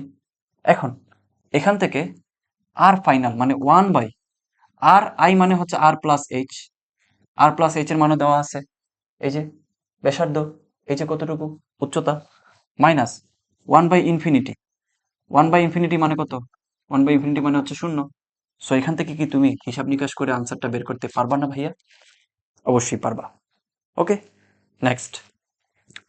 সো এখানে দেখো কি বলছে, চট্টগ্রাম বোর্ডের একটা কোয়েশ্চেন, সূর্য ও পৃথিবীর ভর দেওয়া আছে এত, পৃথিবী হতে সূর্যের দূরত্ব এত, সূর্য ও পৃথিবীর সংযোগ রেখার মধ্যবিন্দুতে মহাকর্ষীয় বিভব কত? তাহলে এটা একটা চমৎকার কোয়েশ্চেন। আমাদেরকে কি বলছে যে সূর্য ও পৃথিবী, দিস ইজ সূর্য। ওকে, সূর্যকে আমি এই কালার দিলে তো সে রাগ করবে। সূর্যের কালার আমি দিচ্ছি হচ্ছে ধরো কত, এটা, ঠিক আছে। এখন এটা হচ্ছে পৃথিবী, এটা হচ্ছে পৃথিবী। এখন সূর্য থেকে পৃথিবীর মধ্যে একটা দূরত্ব আছে, এই যে একটা দূরত্ব আছে, এই দূরত্ব দেওয়া আছে। ওকে, দূরত্ব যেহেতু দেওয়া আছে, এখন আমাদেরকে বলছে কি সংযোগ রেখার মধ্যবিন্দুতে মহাকর্ষীয় বিভব কত? মধ্যবিন্দু, মধ্যবিন্দু মানে কোথায়? এই যে এখানে। তার মানে তার মানে তাদের মধ্যবর্তী দূরত্ব কত? পৃথিবী হতে সূর্যের দূরত্ব এইটা, তাহলে এইটার অর্ধেক হবে এইটা, অর্ধেক হবে এইটা। তাদের মধ্যবর্তী কি বলছে কি মধ্যবিন্দুতে, তাহলে এই মধ্যবিন্দু, এই দূরত্ব আর এই দূরত্ব সেম হবে।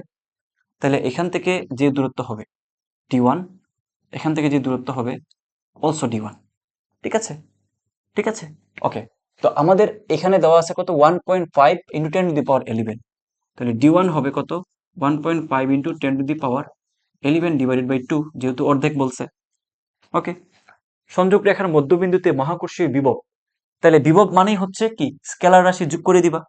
v ইকুয়ালস টু হবে v1 প্লাস v2। তাহলে প্রথমটার জন্য হচ্ছে minus gm divided by r, divided by r। তাহলে এখানে কি হবে? Minus also gm divided by r। এখানে দুইটার ক্ষেত্রে কি আছে দেখো, সূর্য ও পৃথিবীর ভর দেওয়া আছে, ভর আলাদা, পৃথিবী হতে সূর্যের দূরত্ব এটা দেওয়া আছে। একটু খেয়াল করো, এই আরটা হচ্ছে কি এই যে তোমার d1 অথবা এই আরটা, তাহলে কনস্ট্যান্ট হচ্ছে আর, কনস্ট্যান্ট হচ্ছে আর, কিন্তু ভরটা কি? ভরটা হচ্ছে ভেরিয়েবল, দুইটার ক্ষেত্রে আলাদা। তাহলে এখান থেকে বলে দিতে পারি মাইনাস জি বাই আর, এটা হচ্ছে কনস্ট্যান্ট, দুইটার জন্য আমাদের সেম থাকবে। ভিতরে হবে কি, এটা হচ্ছে আমাদের সূর্যের জন্য ভর এস, আর এটা হচ্ছে আমাদের পৃথিবীর জন্য ভর। তাহলে এখান থেকে হবে এম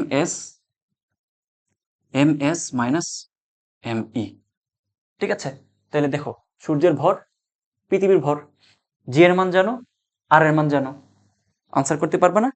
অবশ্যই পারবা, জাস্ট ক্যালকুলেশন করলেই তোমার হয়ে যাচ্ছে। ওকে, তাহলে পরের কোয়েশ্চেন কি করছে দেখো, এটা শেষ। পৃথিবী ও সূর্যের সংযোগকারী রেখার উপর একাধিক বিন্দুতে প্রাবল্যের মান শূন্য হয় কিনা? তাহলে এই প্রবলেমটা একটু আগে না, সেম টাইপের একটা কোয়েশ্চেন মনে হয় করছি।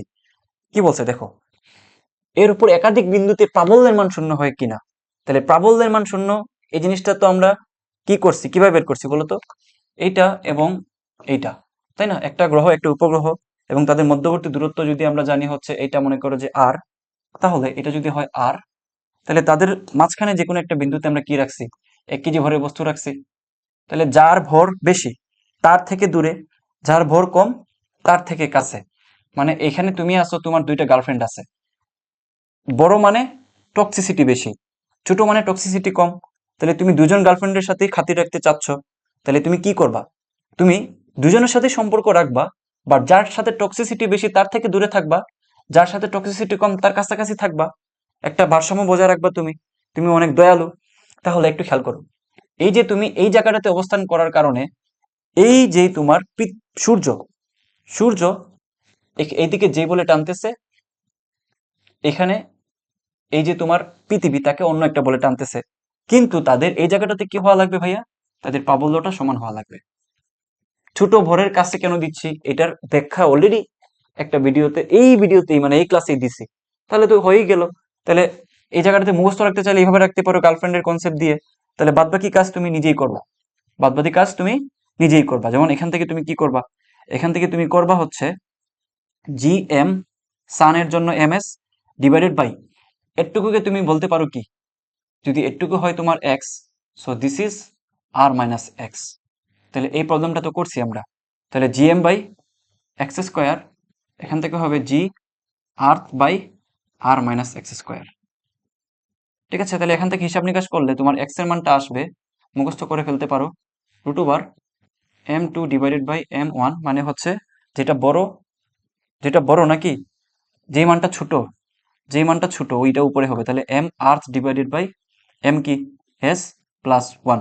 তাও একটু তোমরা চেক করে নিও, পুরো ক্যালকুলেশন করলে তোমরা এটা পাওয়া যাবে। তাহলে এটা বসাইলে তুমি মান টান সব দেওয়া আছে, ভর দুইটার দেওয়া আছে, ব্যাসার্ধ পাইছো অলরেডি আছে, আর প্লাস 1, তাহলে আনসার বের হয়ে যাবে। ওকে, তো আমাদেরকে দেখো দুইটা দৃশ্যকল্প দেওয়া আছে, দেখতে পাচ্ছ?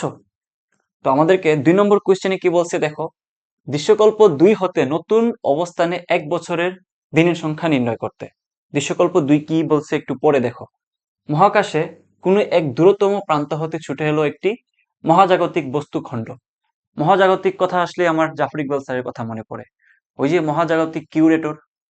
যাই হোক, এসেই ধাক্কা দিল পৃথিবীকে এবং পৃথিবী ছিটকে গেল তার কক্ষপথ থেকে। সূর্য থেকে বর্তমান দূরত্বে দ্বিগুণ দূরত্বে এসে নিজ অক্ষের চতুর্দিকে ঘূর্ণন বন্ধ হয়ে গেল। নতুন পরিস্থিতি মোকাবিলায় বিজ্ঞানীরা হিমশিম খেতে লাগলো। তাহলে আমাদেরকে বলতেছে দৃশ্যকল্প 2 হতে নতুন অবস্থানে 1 বছরে দিনের সংখ্যা নির্ণয় করো। বিষয়টা কি ধরতে পারতেছো? অনেকেই ধরতে পারতেছো না, কারণ তোমরা কেপলারের সূত্রটা পড়ো নাই। তো আমরা কেপলারের সূত্র একটু হালকা করে দেখে নেওয়ার চেষ্টা করি। কেপলারের 3টা সূত্র আছে, তার মধ্যে 2টা আমাদের কাজে লাগে। 2টা কি কি? বিশেষ করে একটা কাজে লাগে, তো আমি 2টাই দেখাই, এমসিকিউতে আসতে পারে। খেয়াল করো, এটা হচ্ছে সূর্যকে কেন্দ্র করে, সূর্যকে কেন্দ্র করে আমাদের উপগ্রহ মনে করে যে পৃথিবী ঘুরতেছে, ঠিক আছে, একটা পৃথিবী কেন্দ্র করে ঘুরতেছে, এই হচ্ছে পৃথিবী। ওকে, তাইলে সূর্য মূলত এই যে এই জায়গাটাতে আছে, মনে করো এই যে এই জায়গাটাতে, হুইচ ইজ এস। তো আমাদেরকে কেপলার স্যার বলতে চাচ্ছেন, এই যে এইখান থেকে একটা লাইন যদি টেনে দিই এবং এখান থেকে যদি একটা লাইন টেনে দিই, এর মানে হচ্ছে, এর মানে হচ্ছে প্রথমে গ্রহটা ছিল এইখানে, পরে আসছে এইখানে। তাহলে এখান থেকে এখানে আসার ফলে কতটুকু জায়গা সে দখল করছে বলো তো? এই যে দেখো কতটুকু জায়গা দখল করছে, এতটুকু জায়গা, তাই না? তাইলে একটু খেয়াল করো তো, এই যেই প্রান্ত, এই প্রান্ত থেকে এখানে যদি সেম ভাবে সে সেম টাইমে আসার চেষ্টা করে, মানে কথা হচ্ছে ধরো, একটু খেয়াল করো, এই জায়গাটাতে তার সময় লাগছে কতটুকু এখান থেকে এখানে আসতে, মনে করো যে টি পরিমাণ সময় লাগছে। ওকে, এবং কতটুকু ক্ষেত্রফল গেছে, এই জায়গাটাতে ক্ষেত্রফল গেছে মনে করো যে a1, আরো দ্রুত, সেম টাইমেই আরো দ্রুত যাবে, ধরো টি1 টাইমে যাচ্ছে, আরো দ্রুত যাবে, অর্থাৎ এখানে ব্যাগটা বেশি, ব্যাগটা বেশি, বিকজ ওনার কথাটাই ছিল এরকম যে তারা আসলে সমান সময়ে সমান ক্ষেত্রফল অতিক্রম করবে, মানে এই যে ক্ষেত্রফল, এই যে ক্ষেত্রফল, এটা সমান হবে, that is call a1 R a2। তাহলে a1 ইকুয়ালস টু a2, এটা হচ্ছে সমান হবে। তাহলে সমান হওয়ার জন্য এখানে যেই সময়টা পাবে, এখানে যে সময়টা পাবে, এখান থেকে এখানে দূরত্ব বেশি, তাহলে সেম সময় যদি পায় তাহলে এখানে তার বেগটা মাস্ট বি এই বেগটা থেকে বেশি হওয়া লাগবে। তাহলে বিষয়টা হচ্ছে কি, যে এখান থেকে যখন আমরা লাইন টানি, তাহলে ওই লাইন দ্বারা যতটুকু ক্ষেত্রফল অতিক্রম করে সব জায়গায় তার ওই টাইমের রেসপেক্টে ক্ষেত্রফলটা সেমই থাকে। এটা হচ্ছে কেপলারের দ্বিতীয় সূত্র। ওকে, কেপলারের তৃতীয় সূত্র কি ছিল? তৃতীয় সূত্র হচ্ছে, এই যে দেখো, এই যে আবর্তনকাল উপগ্রহের সূর্যকে কেন্দ্র করে, এটার স্কোয়ার ইজ প্রপোর্শনাল টু, এই যে আর যেটা আছে, অর্থাৎ এই যে সূর্য আছে না, সূর্য থেকে ওই গ্রহের গড় দূরত্বের ঘনের সমানুপাতিক। বুঝতে পারতেছ? অর্থাৎ দেখো, আবর্তনকাল যেটা আছে ওই যে উপগ্রহটার, সেটা প্রপোর্শনাল টু হচ্ছে সূর্য থেকে ওই গ্রহের গড় দূরত্বের কি ঘনের সমানুপাতিক। এটা হচ্ছে আমাদের তৃতীয় সূত্র। কেপলারের, তো ওইটাই আমাদের কাজে লাগবে।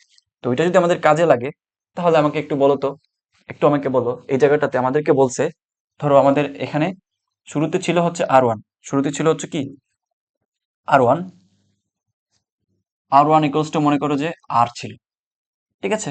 তাহলে R2 সমান কি হয়ে যাচ্ছে 2R।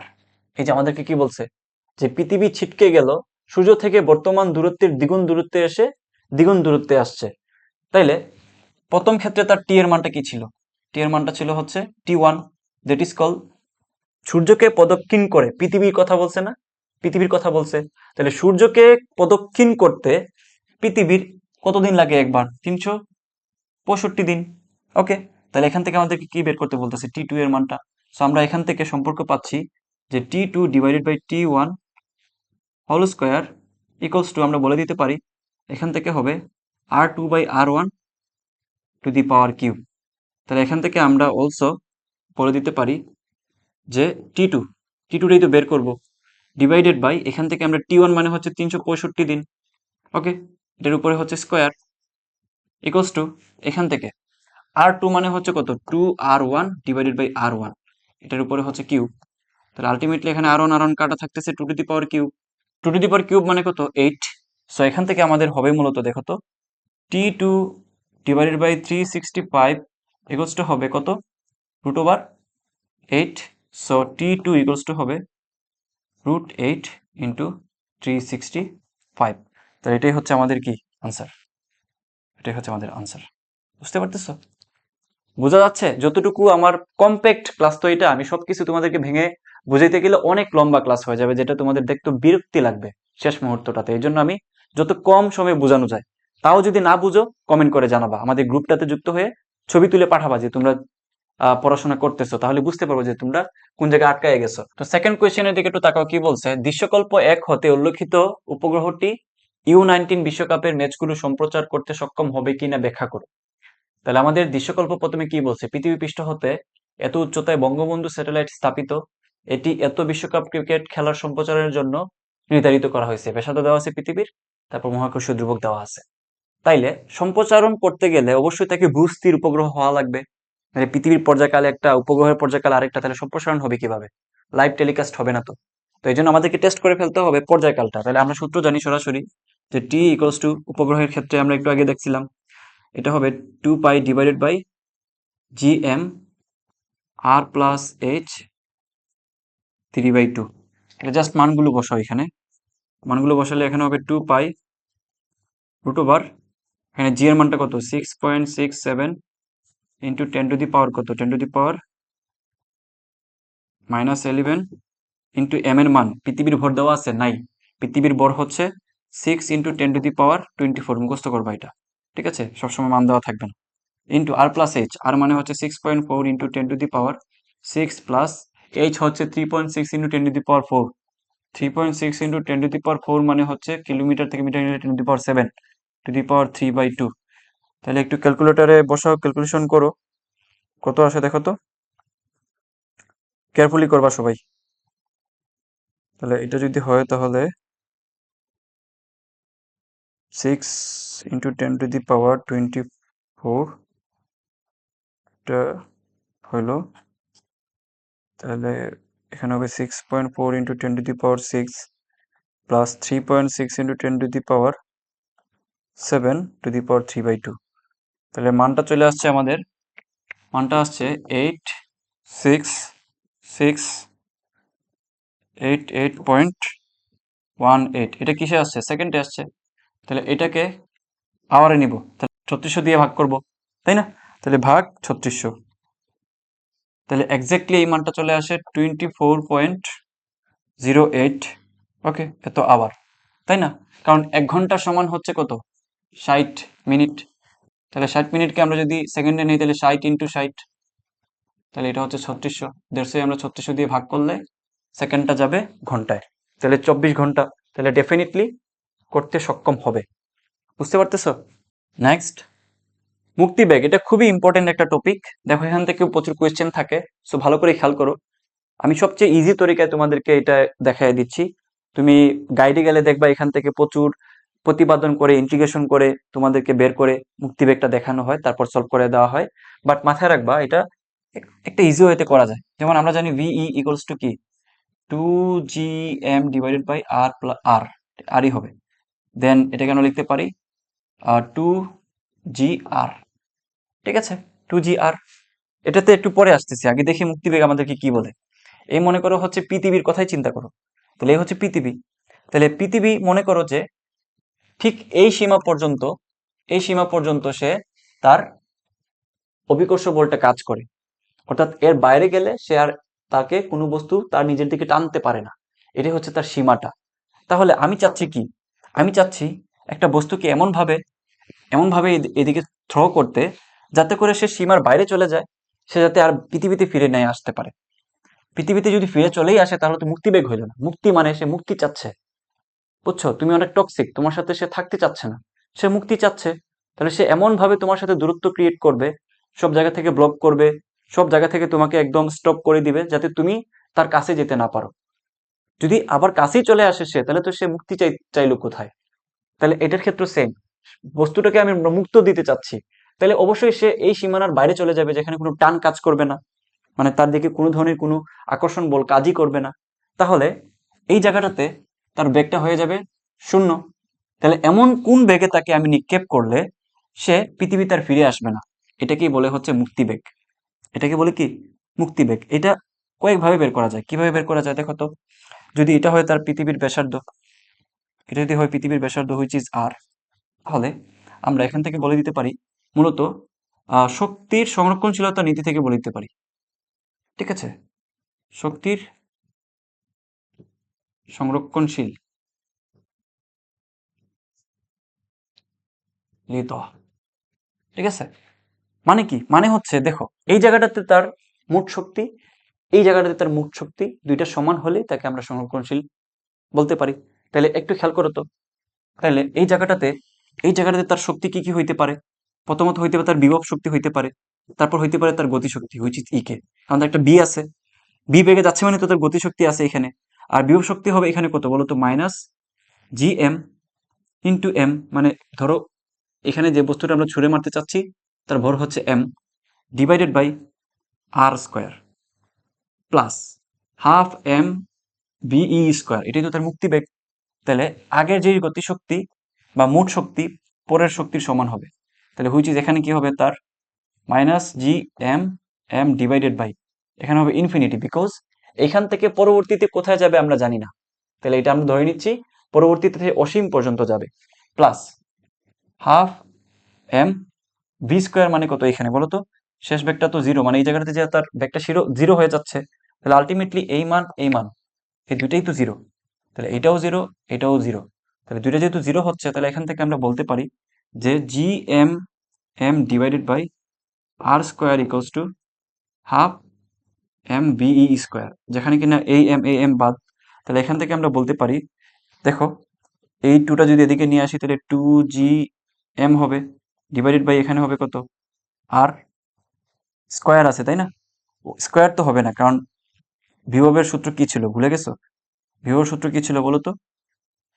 বিভবের সূত্র ছিল হচ্ছে gmm ডিভাইডেড বাই আর ছিল, স্কোয়ার ছিল না, বুঝছো? অনেক রাত হয়ে গেছে, একটু একটু ভুল হইতেই পারে, বাট তোমরা একটু খেয়াল করো। তাহলে এই জায়গাটা থেকে বি স্কোয়ার আছে, জাস্ট এদিকে আমরা বি রেখে দিলে এটা হয়ে যাবে 2gm/r। সো যেহেতু আমরা জানি কি যে জি আর স্কোয়ার মানে হচ্ছে gm, সো gm এর বদলে যদি আমরা জি আর স্কোয়ার বসায় দিই তাহলে আমাদের এটা চলে আসে আর আরে আরে কাটা, তাহলে থাকবে উপরে শুধু আর, তাহলে 2gr থাকতেছে এখানে। বুঝতে পারতেছো? চলো আমরা প্রবলেম সলভ করি। আমাদেরকে কি বলছে দেখো, একটা বড় কাহিনী দিছে, দিয়ে বলছে দৃশ্যকল্প একে পৃথিবী ও চাঁদের মধ্যবর্তী কোন বিন্দুতে মহাকর্ষ প্রাবল্য সমান হবে। ভাই এই কোয়েশ্চেনটা যদি তোমরা এখন বলো আমি করাই দিতে হবে, তাহলে তোমাদেরকে মাইট দেওয়া ছাড়ার কোনো উপায় নাই আমার। এটা তোমরা পারবা। যেমন আমি তোমাদেরকে শর্টকাটটা একটু বলে দিই, কয়েকবার করছি তো আমারই মুখস্থ হয়ে গেছে। এক্স ইকুয়ালস টু কি হবে বলো তো? ধরে নিচ্ছি এই এক্সটা হচ্ছে গ্রহ থেকে ওই যে বস্তুটা আছে ওই বস্তুর তোমার দূরত্ব, যেখানে কিনা তাদের প্রাবল্যটা কি হবে, মহাকর্ষ প্রাবল্য 0 হবে। তাহলে এটা হবে আর ডিভাইডেড বাই m2/m1+1, এটার উপর হবে √। তাহলে এটা থেকে তোমরা আনসার করে ফেলতে পারবা আর এই রিলেটেড আমি 2টা ম্যাথ করাইছি অলরেডি, তোমরা পারবা এটা। পরে বলছে কি দেখো, দৃশ্যকল্প 2 এর প্রতিটি খণ্ডের মুক্তিবেগ মূল বস্তুটির মুক্তিবেগের 1/8 হবে কিনা যাচাই করো। তো আমাদেরকে দৃশ্যকল্পতে কি বলছে একটু পড়ো সবাই। বলছে দৃশ্যকল্প 1, একদল বিজ্ঞানী 100 কেজি ভরের একটি কৃত্রিম উপগ্রহকে এত কিলোমিটার উপরে উঠিয়ে 3.1 কিলোমিটার পার সেকেন্ড রৈখিক বেগ প্রদান করে চাঁদ সদৃশ উপগ্রহে পরিণত করার চেষ্টা করলো। পৃথিবীর ভর ও ব্যাসার্ধ চাঁদের ভর ও ব্যাসার্ধের যথাক্রমে এত এত গুণ দেওয়া আছে। পরে বলছে পৃথিবী হতে চাঁদের দূরত্ব এত, পৃথিবী হতে অভিকর্ষ ত্বরণ এত। পরে বলছে কি মহাকর্ষ অভিকর্ষ মান দেখা যাচ্ছে এটা। তাহলে আমাদেরকে বলছে মুক্তিবেগের মূল বস্তুটির মুক্তিবেগের 1/8 হবে কিনা। তাহলে 8 ভাগ হইছে মানে কি, ধরো 8 ভাগ মানে হইছে এই মনে করো যে একটা একটা গ্রহ ছিল, তাই না? তাহলে এটাকে একটা ধাক্কার ফলে ঘটনা কি ঘটছে, সে 8 ভাগ হয়ে গেছে। মানে ধরো ছোট ছোট ছোট ছোট অনেকগুলো ভাগ হয়ে গেছে, 1 2 3 4 5 6 7 8 এরকম হয়েছে। ঠিক আছে, সবটি সমান হবে আর কি, আমি অসমান ছোট ছোট ছোট বড় দিয়ে দিছি। সো তোমরা বুঝতে পারতেছো আই গেস। তাহলে আমি ধরে নিচ্ছি প্রত্যেকটার হচ্ছে ব্যাসার্ধ ছোট আর, আর এটার ক্ষেত্রে তার ব্যাসার্ধ ছিল হচ্ছে বড় আর। ওকে, তাহলে এটার ক্ষেত্রে তার ভর হবে কি, মানে আয়তন হবে কি 4/3 পাই আর কিউব। ওকে, তাহলে এটা সমান হবে n ইন্টু, মানে 8 খণ্ড হয়েছে, সমান হবে তো। তাহলে 8টা খণ্ড হবে, 8 ইন্টু কত 4/3 পাই। এখন কিন্তু তার ব্যাসার্ধ বড় আর নয়, ছোট আর, আর কিউব। ওকে, তাহলে এখান থেকে 4/3 পাই এটা বাদ, তাহলে থাকতেছে r cube divided by r cube equals to 8। ঠিক আছে, আচ্ছা এইভাবে না, দাঁড়াও, আমরা লিখতে পারি যে r cube divided by r cube, এটা নিচে আসতেছে এটা উপরে যাচ্ছে, তার মানে এখানে থাকবে 1/8। তাহলে 1/8 কে আমরা লিখতে পারি কত 1/2 টু দি পাওয়ার কিউব। তাহলে দেখো এই পোর্শনটুকে আমরা কি বলতে পারি, r cube by r cube মানে কত r by r to the power cube. তাহলে এখান থেকে আমরা বলতে পারি যে r by r equals to হবে 1/2। That means R equals to হবে হাফ আর। তাহলে এই তথ্যটুকু আমাদের কি কাজে লাগবে দেখো, এই তথ্যটুকু আমাদের কি কাজে লাগবে, আমাদেরকে বলছে মুক্তিবেগ সংক্রান্ত কাহিনী, তাই না? তাহলে আমরা মুক্তিবেগ সমান কি জানি, এই বড় বস্তুর জন্য আমাদের মুক্তিবেগ কি হবে, VE equals to 2gm divided by R. Okay, আর ছোট ছোট খণ্ড যেগুলো আছে এগুলোর জন্য এটাই তো আমাদেরকে বলছে মুক্তিবেগ মূল বস্তুটির মূল মুক্তিবেগের 1/8 হবে কিনা। তাহলে খণ্ডগুলোর জন্য আমাদের মুক্তিবেগ হবে 2gm dash divided by small R. M dash মানে কি, এম ড্যাশ মানে দেখো এই যে প্রত্যেকটা প্রত্যেকটা যে আমাদের এখানে ভাগ হয়েছে এদের প্রত্যেকটার ভর আমরা মূলত বলতে পারি এম ড্যাশ ইকুয়ালস টু এই যে বড় যেটা আছে এটার 1/8 মানে 8 ভাগে বিভক্ত হয়েছে, তাহলে m/8। তাহলে এখান থেকে আমরা যদি একটু অনুপাত করে দেই, VE dash divide by V equals to হবে, বিই ইকুয়ালস টু হবে দেখো রুট কি হবে দেখো, এখান থেকে এটা থাকবে হচ্ছে 2gm ড্যাশ মানে হচ্ছে m/8। ঠিক আছে, ডিভাইডেড বাই আর ছিল তাই না, তাহলে আর মানে হচ্ছে ক্যাপিটাল R/2 ইন্টু এই আর আসবে উপরে, নিচে যাবে হচ্ছে 2g ইন্টু এম। না বুঝলে তোমরা নিজেরা একটু পুরাটুকু করলেই বুঝতে পারবা, ভেঙে ভেঙে, ডাহামরি কিছু না। তাহলে 2g কাটা।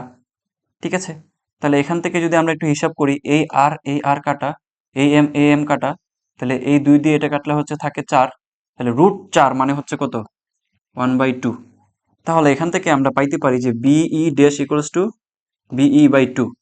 তাহলে আমাদেরকে বলছে 1/8 হবে কিনা, আনসার হচ্ছে না, অর্ধেক হয়ে যাচ্ছে, আনসার হচ্ছে অর্ধেক হয়ে যাচ্ছে। নেক্সট, তো দেখো আমাদেরকে একটা কৃত্রিম উপগ্রহ দিছে, আমাদের দূরত্ব দেওয়া আছে, ভর দেওয়া আছে, কৃত্রিম উপগ্রহের ভর দেওয়া আছে, গ্রহের এবং গ্রহের আর দেওয়া আছে, কাক্ষিক শক্তি কত। ঠিক আছে, কাক্ষিক শক্তি মানে হচ্ছে টোটাল শক্তি, কাক্ষিক মানে হচ্ছে টোটাল, টোটাল টোটাল মানে কি, টোটাল মানে হচ্ছে মুখস্থ করবা ইটি ইকুয়ালস টু হবে minus GMM divided by R plus H, সাথে হচ্ছে একটা 2 দিয়ে গুণ করে দিবা, মুখস্থ করে ফেলবা। জাস্ট এগুলোতে সবগুলা মান বসাও, বসালে আনসার চলে আসবে। কি কি আছে দেখো তো, মান মান আছে হচ্ছে এই জায়গাটাতে জি মানে হচ্ছে 6.67 4 × 10⁻11 ইন্টু এম, এম কত দেওয়া আছে 6 × 10⁻24, ঠিক আছে, ইন্টু ছোট এম এর মান কত দেওয়া আছে 200 কেজি ইন্টু 2 ইন্টু মাইনাস আছে আগে আর প্লাস এইচ, আর কত 6.4 × 10⁻6 প্লাস এইচ কত 800, মানে কিলোমিটারকে মিটারে নিয়ে নিবা, শেষ। এটা হচ্ছে আমাদের কাক্ষিক শক্তি। পরে বলছে মহাশূন্যে বিলীন হওয়ার সম্ভাবনা আছে কিনা। মহাশূন্যে বিলীন হইতে গেলে কি করতে হবে আমরা একটু আগে দেখছি, মুক্তিবেগ, মুক্তিবেগটা আমাদেরকে অবশ্যই তাকে প্রাপ্ত হওয়া লাগবে। তাহলে আমাদেরকে একটু দেখতে হবে যে মুক্তিবেগ প্রাপ্ত হয়েছে কিনা। তো আমাদেরকে এই জায়গাটাতে যা তথ্য দেওয়া আছে এই স্যাটেলাইটের ওই তথ্য থেকে বেগটা বের করতে পারবো না, জাস্ট বেগ, নর্মাল বেগ আর প্লাস এইচ এইটা। তাহলে এখান থেকে আমরা যদি মুক্তিবেগ বের করতে চাই এটা হবে 2gm/r+h। তাহলে একটু খেয়াল করো তো, এদিকে একটু তাকাও, তাকাও মুক্তিবেগ আসলে প্রাপ্ত হয়েছে কিনা। এই যে বিটা আছে, এই বিটা থেকে এই বিটার মানটা বেশি না, কারণ এখানে √2 একটা বেশি আছে, মানে দেখো খেয়াল করো, এটাকে আমরা লিখতে পারি কি √2 √gm/r+h। দ্যাট মিনস খেয়াল করো √2 ইন্টু এই যে স্যাটেলাইটের যে নর্মাল বেগ, তাহলে মুক্তিবেগটা হচ্ছে নর্মাল বেগের √2 গুণ। তাহলে ডেফিনেটলি এখানে বিই যেটা আছে এটার থেকে মানটা ছোট, স্যাটেলাইটের বেগটা যেটা ছোট, তাহলে অবশ্যই এখানে কি হবে না, সম্ভাবনা নাই। আর কতটুকু শক্তি যোগান দিলে বিলীন হবে, কতটুকু শক্তি যোগান দিলে বিলীন হবে। তাহলে স্যাটেলাইটের বেগ হচ্ছে একটা, তাহলে স্যাটেলাইটের বেগটা বাইর করবা এখান থেকে, বাইর করে এখান থেকে গতিশক্তি বের করবা E1 12mv², ঠিক আছে। পরে কি করবা, পরে বিই যেটা আছে ওটা বের করবা, 2gm/r+h, সব মান দেওয়া আছে। তাহলে এখান থেকে বের করবা E2 = 12mve², বের করার পর E1 আর E2 পাবা। ডেফিনেটলি এই জায়গাটাতে তুমি দেখেই বুঝতে পারতেছো বেগ যেহেতু মুক্তিবেগ বেশি, E1 থেকে E2 বড় হবে, তাহলে জাস্ট E2 - E1 করে দিবা। তাহলে যা বের হবে অতটুকু বাড়াইলেই হয়ে যাচ্ছে, শক্তি যোগান দেওয়া লাগবে আর অতটুকু। পরে লাস্টে কি বলছে দেখো, বেগ কতটুকু বাড়ালে মহাশূন্যে বিলীন হবে, বেগ কতটুকু বাড়াইলে, খেয়াল করো এখানে আমরা পাইছি কত, যে বিই ইকুয়ালস টু কত পাইছি, যে √2 ভি। তাহলে √2 মানে কত, √2 মানে হচ্ছে অ্যাকচুয়ালি 1.414 ইন্টু ভি। তাকে এটাকে আমরা কি লিখতে পারি, এটাকে আমরা লিখতে পারি, খেয়াল করো, ভি প্লাস 0.41 ভি। দেখো একটা ভি প্লাস 0.41 যোগ করে দিলে তো 1.41ই চলে আসে। বাড়াইতে হবে মূলত ভি এর কত পার্সেন্ট, এটাকে গুণ করে দাও 100 দিয়ে, 41%। এটুকু হচ্ছে আমাদের বাড়াতে হবে। নর্মালি ছিল হচ্ছে বি, তার সাথে আরো 41% বাড়াই দিলে তাহলেই আমাদের এটা মুক্তিবেগ প্রাপ্ত হবে এবং মহাশূন্যে বিলীন হয়ে যাবে। এই হচ্ছে আমাদের লাস্ট প্রবলেম ছিল এটা। সো তোমরা যারা আমার ক্লাস করতেছো, আমি একটু মানে টায়ার্ড হয়ে গেছি, সারা রাত ধরে ক্লাস নিচ্ছি, তো এই জন্য হয়তো মাঝে মধ্যে একটু এনার্জি কম হয়ে গেছিল। আর দুই একটা সিলি মিস্টেক থাকলে তোমাদের চোখে যদি পড়ে ওটা ক্ষমা সুন্দর দৃষ্টিতে দেখবা, কারণ ক্যালকুলেশন দেখানো আমার উদ্দেশ্য ছিল না, আমি জাস্ট প্রসেসটুকু দেখাই দিছি, বাকিটা হচ্ছে তোমরা নিজেরা প্র্যাকটিস করবা। ওকে, তো দেখা হচ্ছে অন্য কোনো ভিডিওতে। আল্লাহ হাফিজ।